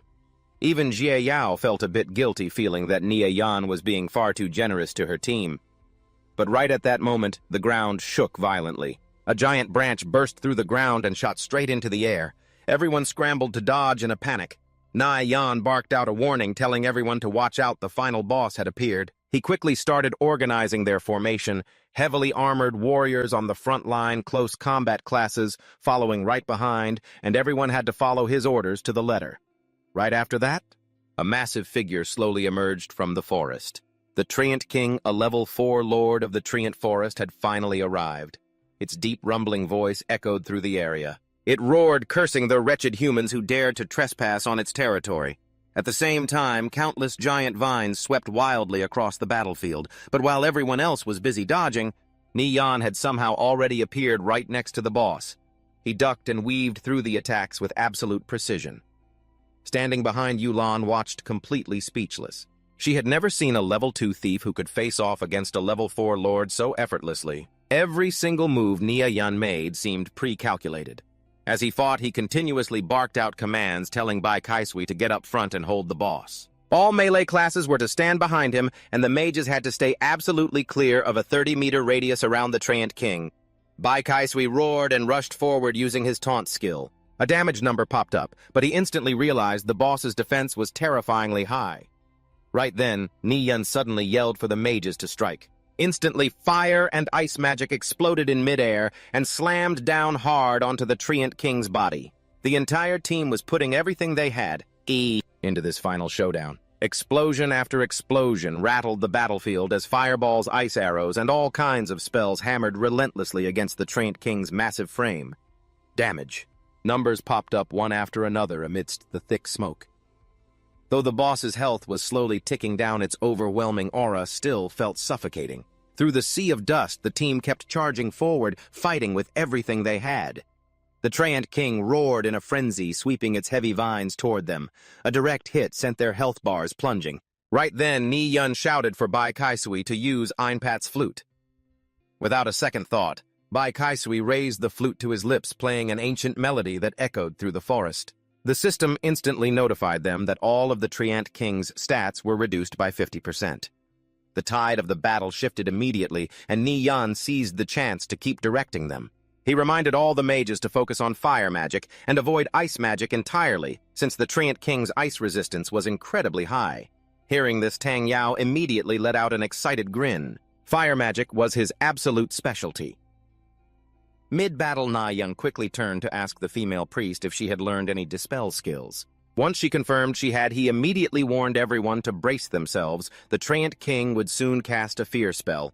If Bai Kaisui got hit by the crowd control, the priest had to dispel it instantly. Noticing her nervousness, Ni Yan reassured her, telling her to just wait for his signal before casting it. Bai Kaisui was currently giving his all to block the boss's devastating attacks. Just as the fear effect was about to trigger, Ni Yan bellowed out, "Betikiti ibiti isting," telling her to dispel it right now. By reflex, the priest immediately cast her divine spell. A holy light enveloped Bai Kaisui, breaking him free from the crowd control. In that split second, Bai Kaisui cheered, yelling, "Nice job!" Even the priest herself was surprised she could time her support so perfectly. As the team's morale soared, the Treant King's health began to drop rapidly. But the more health the boss lost, the more frenzied it became. A terrifying roar shook the entire forest, causing the ground to tremble violently. Seeing the boss's state change, Ni Yan immediately warned everyone to get ready. The Treant King was about to enter its berserk state. Yulan was horrified. She never expected that a specialist difficulty boss would actually go berserk, just like the rumors said. Na Yan quickly closed in on the boss, and ordered Bai Kaisui to switch to a full defense stance. At the same time, all priests had to down mana potions and focus entirely on healing while the mages kept chanting spells from the back. Just then, the Treant King slammed down a devastating strike. A massive damage number popped up over Bai Kaisui's head. A single blow nearly cost him his life. Bai Kaisui gritted his teeth, shocked by how terrifying the boss's damage was. If this kept up, he wouldn't be able to hold out much longer. But at that critical moment, multiple healing spells enveloped his body instantly, pulling his nearly depleted health bar right back up. Boiling water raised his shield once again, blocking the Treant King. It was only at this moment that he truly understood the significance of all their preparations. Without Einpat's flute to weaken the boss's stats, and without the health and mana potions Ni Yan had insisted they buy from the start, there was no way he could have survived this. The attacks from a specialist-grade lord are brutal. Suddenly, the Treant King's body began to contort violently as a terrifying surge of energy swept across the battlefield. The boss was about to unleash its ultimate skill, War Trample. Seeing the boss about to make a desperate final stand, Na Yan immediately rushed forward and roared, "Its health is low. Everyone give it everything you've got and kill it now." Boiling Water immediately used Heroic Strike and charged forward. Yulan also unleashed her holy slash, hacking heavily into the boss's massive trunk. A barrage of attacks rained down like a relentless storm. Amidst the chaos, Ni Yan suddenly burst forward with incredible speed. The dagger in his hand tore through the air, piercing straight into the Treant King's mouth, landing a perfect critical hit. The boss's blood and sap sprayed everywhere. With a final agonizing roar, the Treant King collapsed, its voice fading into the rising dust. The entire battlefield fell dead silent. Then, the entire team erupted into cheers of excitement. The Treant King is finally dead. They had actually cleared it. They cleared Specialist Treant Forest. Yao Yao was so happy she almost burst into tears. She never expected that their team would one day clear a Specialist tier dungeon this difficult. The mage beside her couldn't hide her excitement either. If not for Ni Yan's leadership, she knew they would have never pulled this off. Even Boiling Water found it hard to believe. This was the first time he had successfully stood his ground against a Specialist-grade boss. The sense of accomplishment felt even more amazing than when he cleared his very first dungeon. While everyone was still basking in the joy of victory, golden pillars of light erupted around the party. Everyone realized with excitement that they had leveled up. But on the other side of the clearing, Ni Yan quietly walked over to the Treant King's corpse. His eyes were locked onto an item that had just dropped. "Finally, I got it." All the effort today was solely for this. A status window popped up before him. Featherfall Jewel, dark gold grade. As a brilliant light enveloped his body, Na Yan smiled faintly. "I've reached level 3 as well." The screen displayed the Treant Forest clear rewards. Boiling Water exclaimed in excitement, "No way, our team's honor value increased by 1,200. Another teammate chimed in, I've never seen it increase by that much before. Ni Yan said, You guys can split the rest of the loot among yourselves, I won't interfere. Next we just need to head back to Kalori City to hand in the quest. Someone said excitedly. That's right. There are also rewards from the side quest. Yulan spoke up. Thank you, Nirvana Flame. I honestly don't even know how to properly thank you. The scene shifts to the teleportation point in Kalori City. Chenbo stood in the distance, silently watching the group. He thought to himself, they're back. How did every single one of them level up? Nirvana Flame, right, I'll remember you. I will never forget the humiliation you brought upon me as long as I live. Near the fluttering banners of Kalori City's military, the commander spoke. Young man, what brings you here? He took out a letter and replied, Respected Commander, we captured 2 dark elves in the Treant Forest and obtained intelligence regarding Huan's main base. The commander's face filled with astonishment as he praised him. Young man, you've done us a massive favor. I shall prepare your rewards. System notifications popped up repeatedly. Side quest completed. Commander Kavrodi has bestowed combat techniques. Ni Yan pondered. I didn't expect this. An extra 2 strength points and a skill book. This hidden quest is a massive steal. He spoke aloud. Since the quest is handed in, we should head out. Qi Yao asked curiously, What are you planning to do next? Ni Yan replied, Grind monsters and level up, of course. In his mind, he thought, Now that I have the Featherfall Jewel, I can try taking on the elite Gato the Lion King. She turned and waved, saying, All right then. See you next time. If we sell those pieces of equipment later, I'll send you your share of the gold. He smiled and replied, See you. Just then Tang Yao ran over and clung to his leg. Brother Yan. No God Yan. After running a dungeon with you, I'm completely in awe. Quickly teach me how to pull off those OP plays. Ni Yan replied, Sure, but we need to get you a new set of gear first. He then went to the blacksmith to buy some items. Looking at the new armor, Ni Yan remarked, Not bad, let's go to Thunder Mountain to level up. While we're there, I'll teach you how to pull off those OP plays. Tang Yao was thrilled. That's awesome. The scene shifted to the gloomy Thunder Mountain. Na Yan spoke, There are tons of bats inside the caves of Thunder Mountain. They drop bat teeth. I'm giving you 1 hour to see how many bat teeth you can collect. Tang Yao replied, Just watch me. Quickly positioning his feet, Tang Yao dashed forward, charging straight into the cave. Ahead of him, a ferocious bat came flying right at him. Suddenly, the entire area was engulfed by a massive wave of energy. He smiled with confidence. That's one down. Outside, Na Yan replied, In that case, I can't just stand here and do nothing either. He moved in a flash, leaving behind only trails of light. With a single strike, Ni Yan took down countless bats. As system notifications of obtaining bat teeth popped up, he thought to himself, Half an hour has already passed. I wonder how Tang Yao is doing over there. The moment the call connected, Tang Yao screamed, Ni Yan, save me! I've been cornered by red-named players. He replied, Tang Yao, if I'm not wrong, they're probably from the Radiant Sacred Flame Guild. Hide yourself well. I'll be there right away. Tang Yao replied, Don't worry, the terrain of Thunder Mountain is complex. I'm leading them on a wild goose chase so they won't catch up to me anytime soon. He wondered, but how on earth did you run into them? Tang Yao replied, I don't even know. I was grinding bats when I stumbled upon a level 3 boss. I wanted to call you over to take it down together, but I got ambushed out of nowhere. They seem to be red-named PK heirs who camp here to kill players and steal their gear. He got it, replying, Got it. Keep leading them around. I'll deal with them. As soon as Ni Yan reached the cliff, he stopped in his tracks and muttered, Sure enough, someone is guarding the entrance. Diansong barked, Still haven't caught that punk yet. His underling replied, Don't worry, Boss Dian Kang, he won't get away, but honestly, that kid, doesn't seem to have any good gear on him. He looks dirt poor. Na Yan sneered to himself. If a red-named player gets killed, every single piece of gear on them will drop. If I'm not mistaken, that red-named elemental mage over there is wearing the Fire Chaser set. But since they have the guts to go red-named to ambush players, they must be highly confident in their own strength. I can't let my guard down. As he stealthily closed in on Dian Kang, the boss suddenly sensed something. His underling asked in confusion, Boss Dian Kang, what's wrong? They stood there as Ni Yan's aura came into view. Dian Kang smirked, Kid, I've been waiting for you. Eyeing my gear, are you?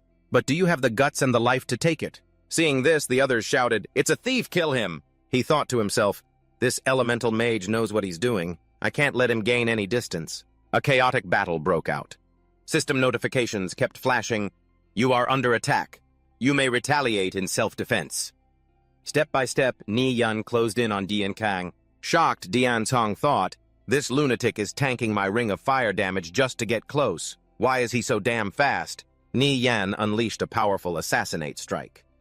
Refusing to back down, Dian Kong countered with a scorching burst, shouting, "Watch out! He used a speed scroll!" His underlings joined the fray, unleashing fiery slash. Violent energy surged around Ni Yan. One of them gloated, "Taste my holy light, you damn thief." The battlefield exploded into pure chaos. Ni Yan calculated, "The cast time for Scorching Burst is 5 seconds. I still have time." He made his move instantly. Ni Yan charged straight at Dian Kong. Caught off guard, Dian Kong took the hit head-on. The system alerted, Dian Kang has been stunned. Without a moment's pause, Ni Yan followed up with another strike, shredding his health bar. Dian Kang went pale with terror and screamed, "Damn it, I'm about to die!" "What are you all doing? Get him off me quick." An underling rushed over, shouting, "Boss Dian Kang, this thief is too fast. He's faster than anyone I've ever seen. We can't even touch him." The two sides clashed. Suddenly, Ni Yan planted his feet, launched himself into a high flip, and vaulted over them, leaving Dian Kang looking up in utter shock. Ni Yan decisively delivered a fatal blow. The system notified, "You have killed a red-named player. You gained 1 reputation point. Higher reputation makes it easier to obtain quests." The underlings panicked. "Oh no, boss, Dian Kang dropped all his gear. Get it back quick." Ni Yan calmly dodged their attacks. "He's finished, and the fire chaser set his mine." One of them unleashed a single-line slash, shouting, "Don't let him get away if we let him escape." How are we going to explain this to boss Dian Kang? Ni Yun's movement speed was incredible. Even amidst the chaos, he calmly applied a combat bandage, thinking to himself, "With my speed, there's no way they can catch up." One of them noticed, "Oh crap, he's using combat bandage to regenerate health." Ni Yan smirked. His health was fully restored and his cooldowns were ready. He quickly circled behind them. A plume of smoke erupted as he lunged toward them. "Now, it's your turn." Dian Tong's underling gritted his teeth and swung his sword, but Ni Yan lightly stepped on the blade itself, preparing to deliver a fatal blow. Ni Yan deftly twirled his dagger and unleashed Assassinate to finish him off. The furious underling swung wildly, screaming, "Get away from me!" Ni Yan drew another weapon and fired a bolt, piercing the man's chest. Watching his health bar plummet, the underling panicked. "Damn it, my health is in the red. If I keep fighting this thief, all my gear might drop too." But Ni Yan was already behind him. "Do you really think you can escape?" With a final strike, Dian Kang's underling collapsed, dropping his gear on the spot. Ni Yan then turned his gaze toward the last man standing. "Your turn." He shrieked in terror, "How am I the only one left? How is a priest supposed to fight a thief?" Intimidating killing intent filled the air. Ni Yan's voice dripped with malice. "You seemed to enjoy blasting me with holy light earlier, didn't you?" A blood-curdling scream echoed across the mountain path. Looking at the glowing gear on the ground, Ni Yan smiled with satisfaction. "Sure enough, it's the Fire Chaser set." The Fire Chaser set was a bronze-grade set. Perfect. I'll give this to Tang Yao since he's a fire mage. As for the rest of the gear, we can just sell it off. Next, he messaged Tang Yao. "Where are you right now? Send me your coordinates." Tang Yao replied, "I'm at 231395285. There's a cave here and it's crawling with level 5 monsters. I'm hiding in a corner too scared to step out." Ni Yun replied, "Hold on, I'm heading over right now." The scene shifts to Tang Yao. He gasped in shock when he saw the details on his screen. "This is the Fire Chaser set, Ni Yan. Where on earth did you get this?" Ni Yen smiled. "I killed one of their red name players. This is his gear, so I might as well gift it to you." Tang Yao was ecstatic. "Am I dreaming? You actually wiped out a red name player from Radiant Sacred Flame and snatched a whole Fire Chaser set." Ni Yan teased him. "Have I ever lied to you?" Tang Yao exclaimed. "Holy crap, this is amazing. It feels so damn good to get back at them. Even if I die here today, it'll be totally worth it." Meanwhile, Ni Yan stood at the edge of a high cliff, his hair blowing in the wind. He called out, "Wait for me. I'll deal with a few more of their guys and be right there." The scene cuts to birds flying across the sky as a group of players walks through the area. Suddenly someone cried out, "Boss Dian Kang is dead." His companions were flabbergasted. "How is that even possible?" With Boss Dian Kang's strength and the Fire Chaser set, very few players could actually beat him, right? The player next to him agreed. Exactly. Boss Dian Kang's magic damage ranks in the top 10 of the guild, and his skills are definitely no joke. If I remember correctly, the boss was a red name. If he died, what happened to all his gear? Wenwei replied. You're right. Every single piece of his equipment dropped. Xia Ying wondered, who could have done this to one of our own? It must have been a large group of people, right? Are they trying to start a guild war? He turned his head and said, the opponent was just a single thief. The other guy gasped, just one person. He was utterly shocked. How is that even possible? Weren't there 3 of them with Boss Dian Kang? Wenwei shuddered as he recalled Ni Yan's shadow. Yes, all 3 of them were taken down by a single thief, a level 3 thief. Xia Ying shrieked, this world has gone completely insane! Are you pulling my leg? Tianxia chimed in, a level 3 thief actually wiped out Boss Dian Kang's squad. He assured them, there's no mistake. This news was confirmed by Boss Dian Kang himself. Another asked, what's that thief's name? Wenwei replied, his name is Nirvana Flame. He seems to be a teammate of Alpha's. Radiant Sacred Flame has already issued a kill order on him. Anyone who kills him even once will be rewarded with 5 silver coins. But Boss Dian Kang warned us to be extremely careful if we run into him. We need a party of at least 3 people just to stand a chance. Eavesdropping from behind a tree, Ni Yan fell silent. 5 silver coins, and I didn't realize I was worth that much. A kill order from Radiant Sacred Flame. This is getting interesting.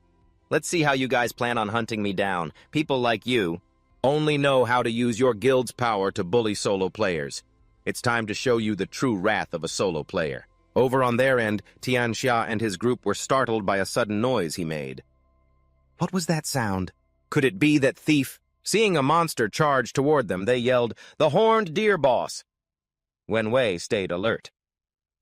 There's supposed to be a horned deer around here, since we can't find that thief anyway.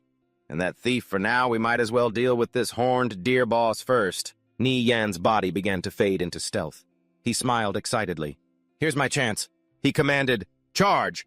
Bring it down quickly! We'll sell the gear and split the profit. Wenwei summoned all his strength and charged at the horned deer. The 2 forces clashed in a battle of equal strength. Raising his shield to strike the deer, he yelled, hurry up and attack! Hearing his call, the others rushed in to help, unleashing a barrage of attacks. The beast grew angrier and more powerful by the second. Someone shouted, watch us! We only need 30 seconds to take down this horned deer boss. But they had no idea that Yan was stealthily creeping up on them. He raised his dagger high, struck decisively, and stunned 2 of them instantly. The scene descended into chaos filled with sudden, terrified screams. Yan didn't stop unleashing an even more violent flurry of attacks. His target's health bar was almost depleted, prompting them to gasp, an ambush! But before he could even chug a health potion, Yan's blade shattered his defenses. His body disintegrated into light as he gasped in disbelief. How is this possible? Ni Yan's speed surged as he finished off one enemy. The other player was left utterly bewildered. What just happened? Where did my teammate go? Before he could react, Ni Yan slashed him several times. Turning around, his face was pale with panic. He tried to fight back using Holy Judgment. Meanwhile, Wenwei grew anxious. Wait, where's my team? Why was it so quiet? Seeing the flash of holy light, he quickly realized, crap. We're being ambushed. It's probably that damn thief. Xia Ying asked anxiously, what do we do now? Tianxia panicked. We're being squeezed from both sides. On top of that, we still have the horned deer boss's aggro. Wenwei commanded, regroup first, focus, and take down the boss. Then go back and kill that rogue. While attacking, Wen Yu shouted loudly, kill him! Sa Huin rushed in to assist with a linear slash. Having no strength left to fight back, the wild deer coughed up a mouthful of blood. They stood frozen, watching its massive body slowly collapse with a loud crash. Seeing this, Ni Yan was displeased. What a waste. I'm still one step too late. Wen Yu's team had very little health left. Ni Yan analyzed their HP. Although it was low, 3 melee players sticking together was not something to be taken lightly. I can't afford to take reckless risks right now. His expression turned grim. 2 more of our Radiant Sacred Flame Guild members have died at the hands of this rogue. That makes 5 already. I've already called for backup from the guild. Our people will be here soon. Ni Yan appeared with a faint smirk. Are you serious? The 3 of you can't even handle one person. Are you too scared to come over? If you're not coming, then I'll be on my way. Wen Yu sneered. I know exactly what you're thinking. You want to keep doing what you did before. Separate and ambush us.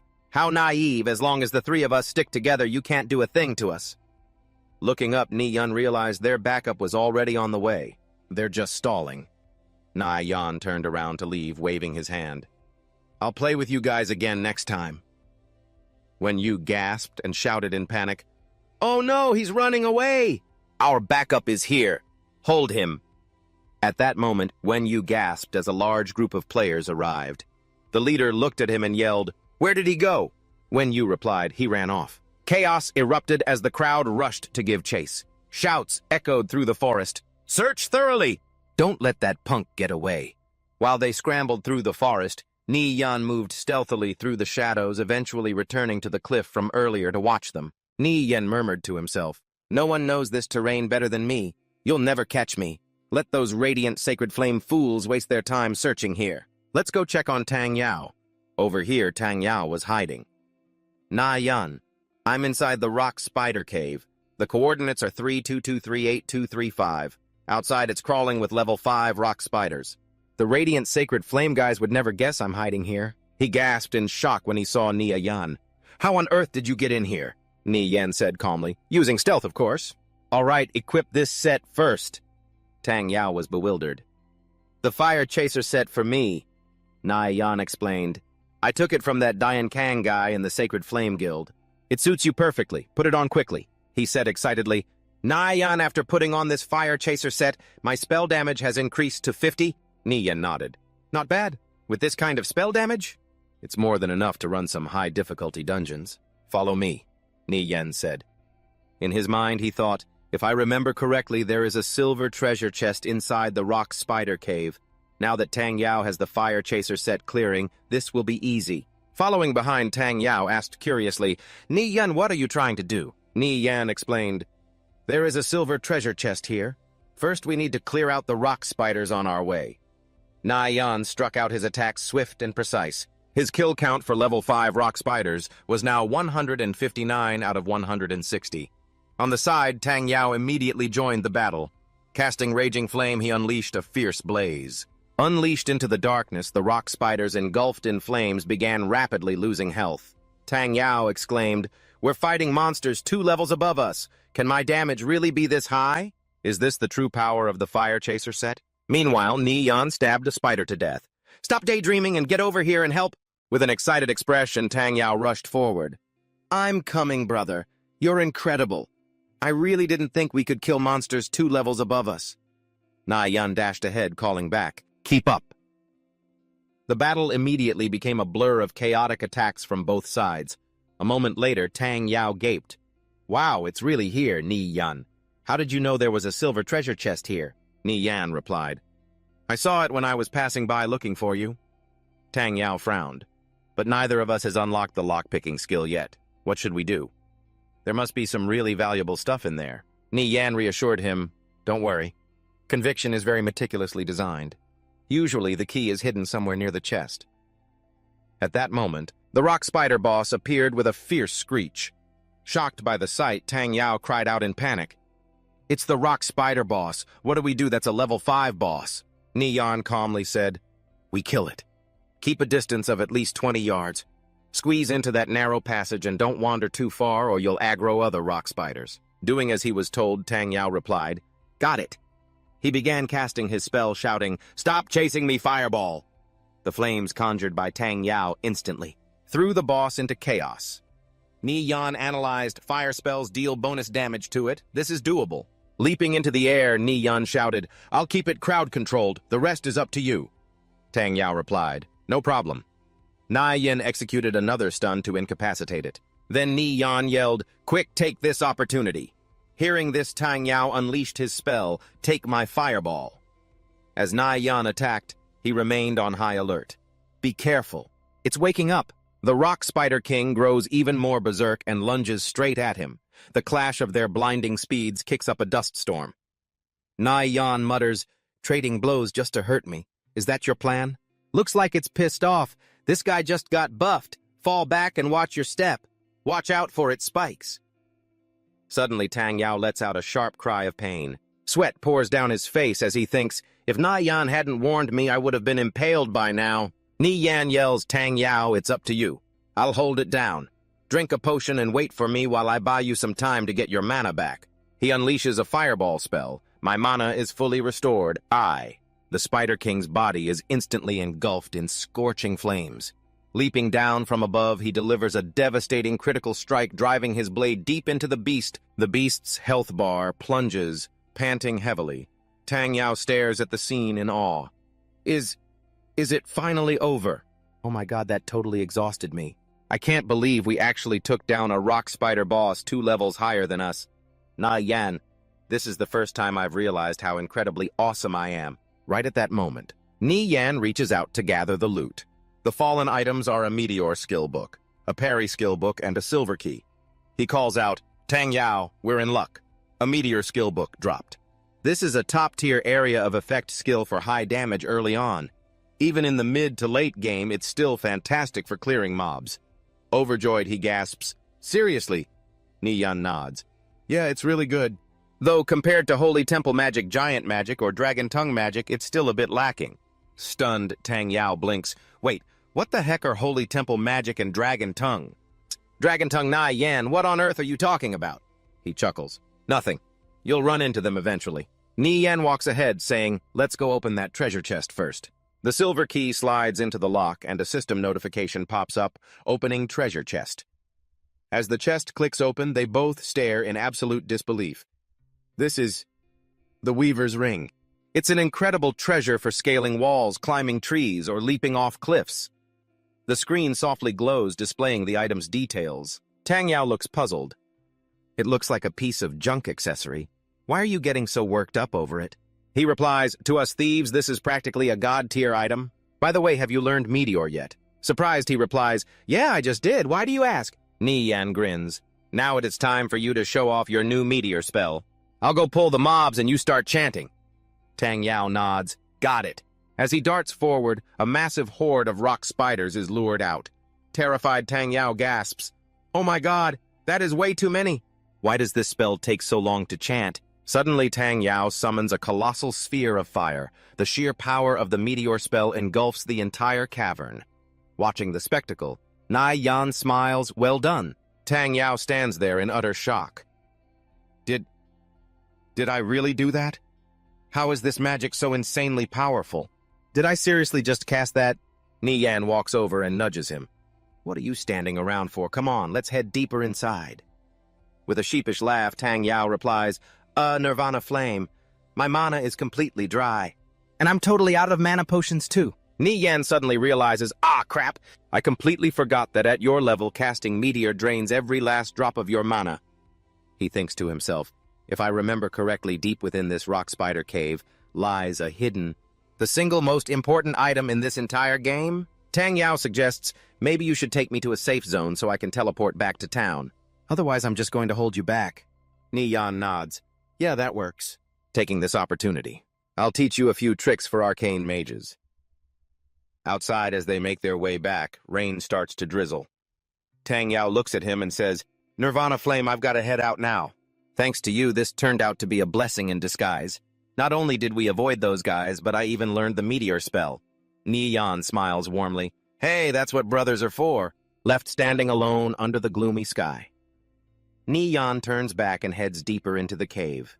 He thinks to himself, I recall that at the very end of this rock spider cave, there lies a missing page from the Book of Order, something every single player dreams of obtaining.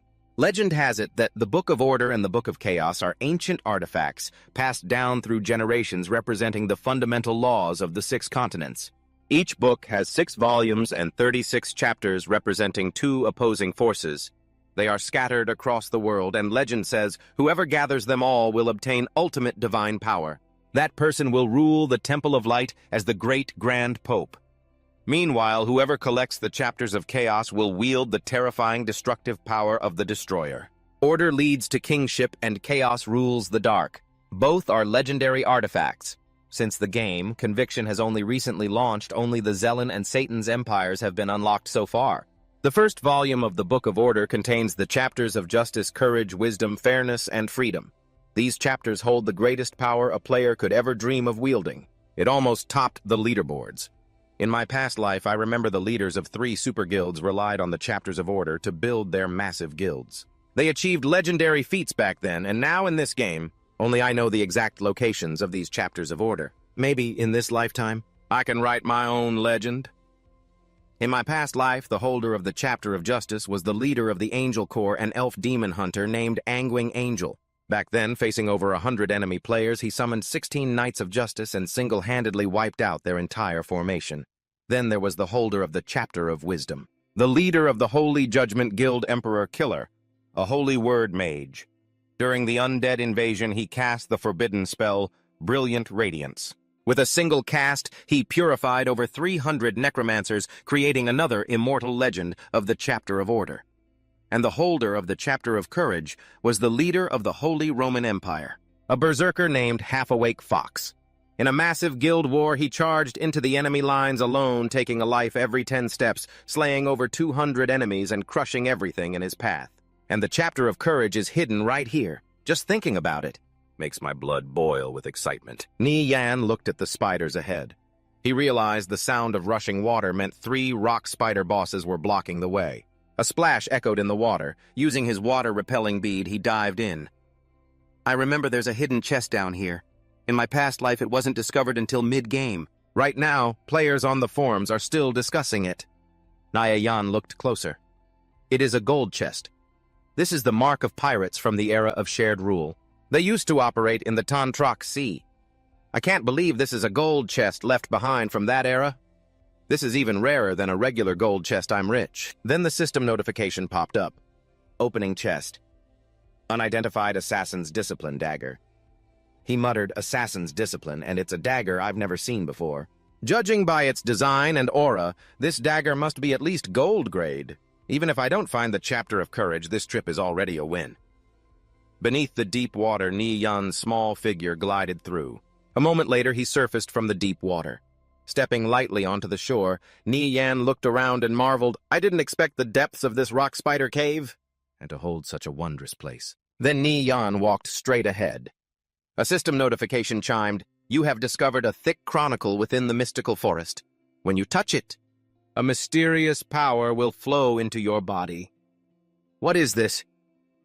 Full of curiosity, he flipped the pages which were covered in mystical silver-engraved runes. It was the buried history of the era of shared rule, written in 3 languages: Ancient Giant, the Common Tongue, and the Dragon Tongue. He memorized every single piece of history. System notifications flooded his screen with items received. Ni Yan then read the page Chapter of Courage. The holder of this item. It gains 2 skill points every 5 levels, gets ultra-strong perception, and the Archangel's Judgment skill. He gasped, Oh my god, this effect is insane! No wonder in my past life when Half-Awake Fox got the Chapter of Courage, he could slaughter over 200 players alone. It really is a legendary item. But from now on, I have to be extremely careful when farming monsters or PKing. If I die, the Chapter of Courage will drop, unless I can collect all 6 chapters to bind the Book of Order's first volume. Only then will it be safe from dropping. But for a heaven-defying legendary item like this, the system should have set up an incredibly powerful guardian. Why hasn't it appeared yet? Instead, it just let me walk away with the Chapter of Courage so easily. Just like that. Suddenly, the ground began to tremble. Ni Yan gasped, Oh no! Taking the Chapter of Order must have alerted the guardian. The lake entrance is blocked. Making a split-second decision, he thought, I have to get out of here fast. Reaching out with his silk spinner's ring, Ni Yan shot a web to grab the cliffside landing gracefully onto a ledge. Behind him, a massive explosion erupted as a giant beast emerged. Ni Yan recognized it instantly, the guardian of the Chapter of Order. Its swift, imposing silhouette caught his eye. System notification. Order Sentry.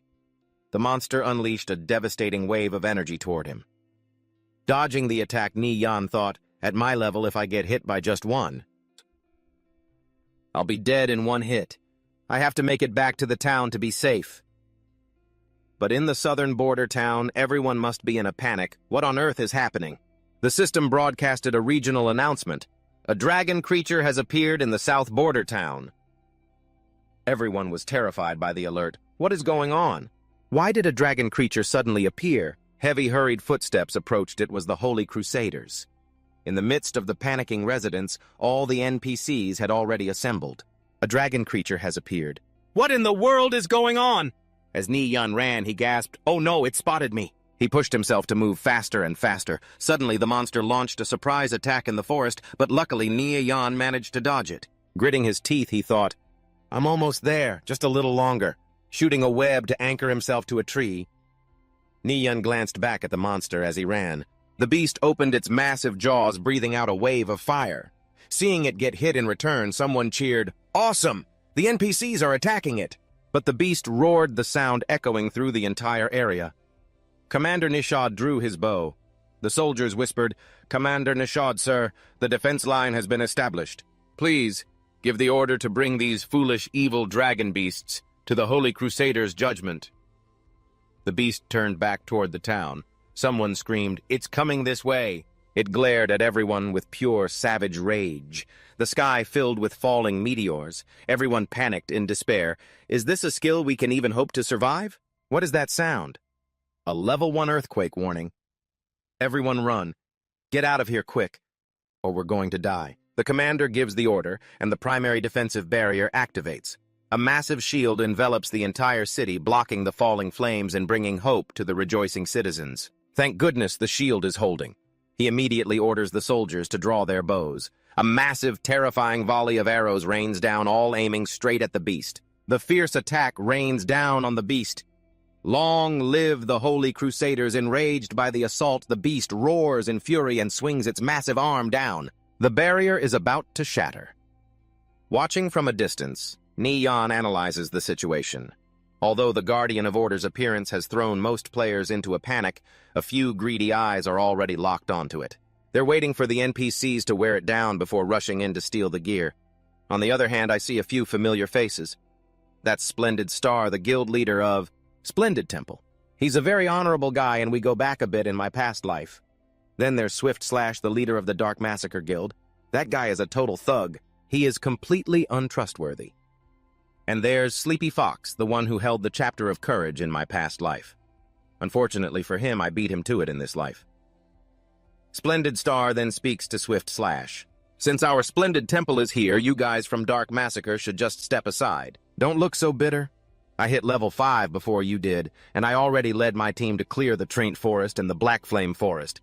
You can't compete with me." Swift Slash retorts, "Your Splendid Temple.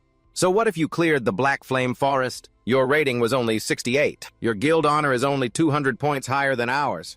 We'll catch up to you in no time. Stop acting so smug. Boss, let's fight them. Let's wipe them out." Ni-Yun stands at a distance watching the situation unfold. Violent explosions erupt everywhere as the beast desperately tries to break the barrier.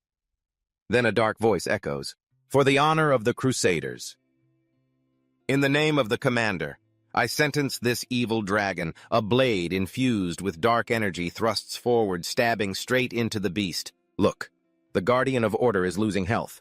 Quick, grab the loot. Everyone's eyes grow tense. As soon as the word is given, they all charge forward.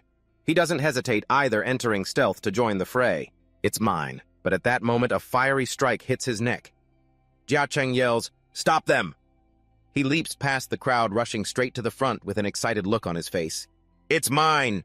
In your dreams. Bind the scene descends into utter chaos as everyone scrambles to snatch the gear. I guess I won't be able to get the gear after all. If that's the case, might as well go with the flow. Swift Slash slows down to dodge a volley of arrows, allowing Jicheng to slip right past him. Jicheng doesn't forget to look back with a smirk. "Thanks, brother," Ni-Yun replies. "What a pity. We got absolutely nothing out of this. Let's go." "Kid, you think you can just walk away like that? Aren't you getting off a bit too easy?" His men quickly surround him. Ni-Yun calmly asks, "What's this?" "You want to keep me here," Jia Kang replies.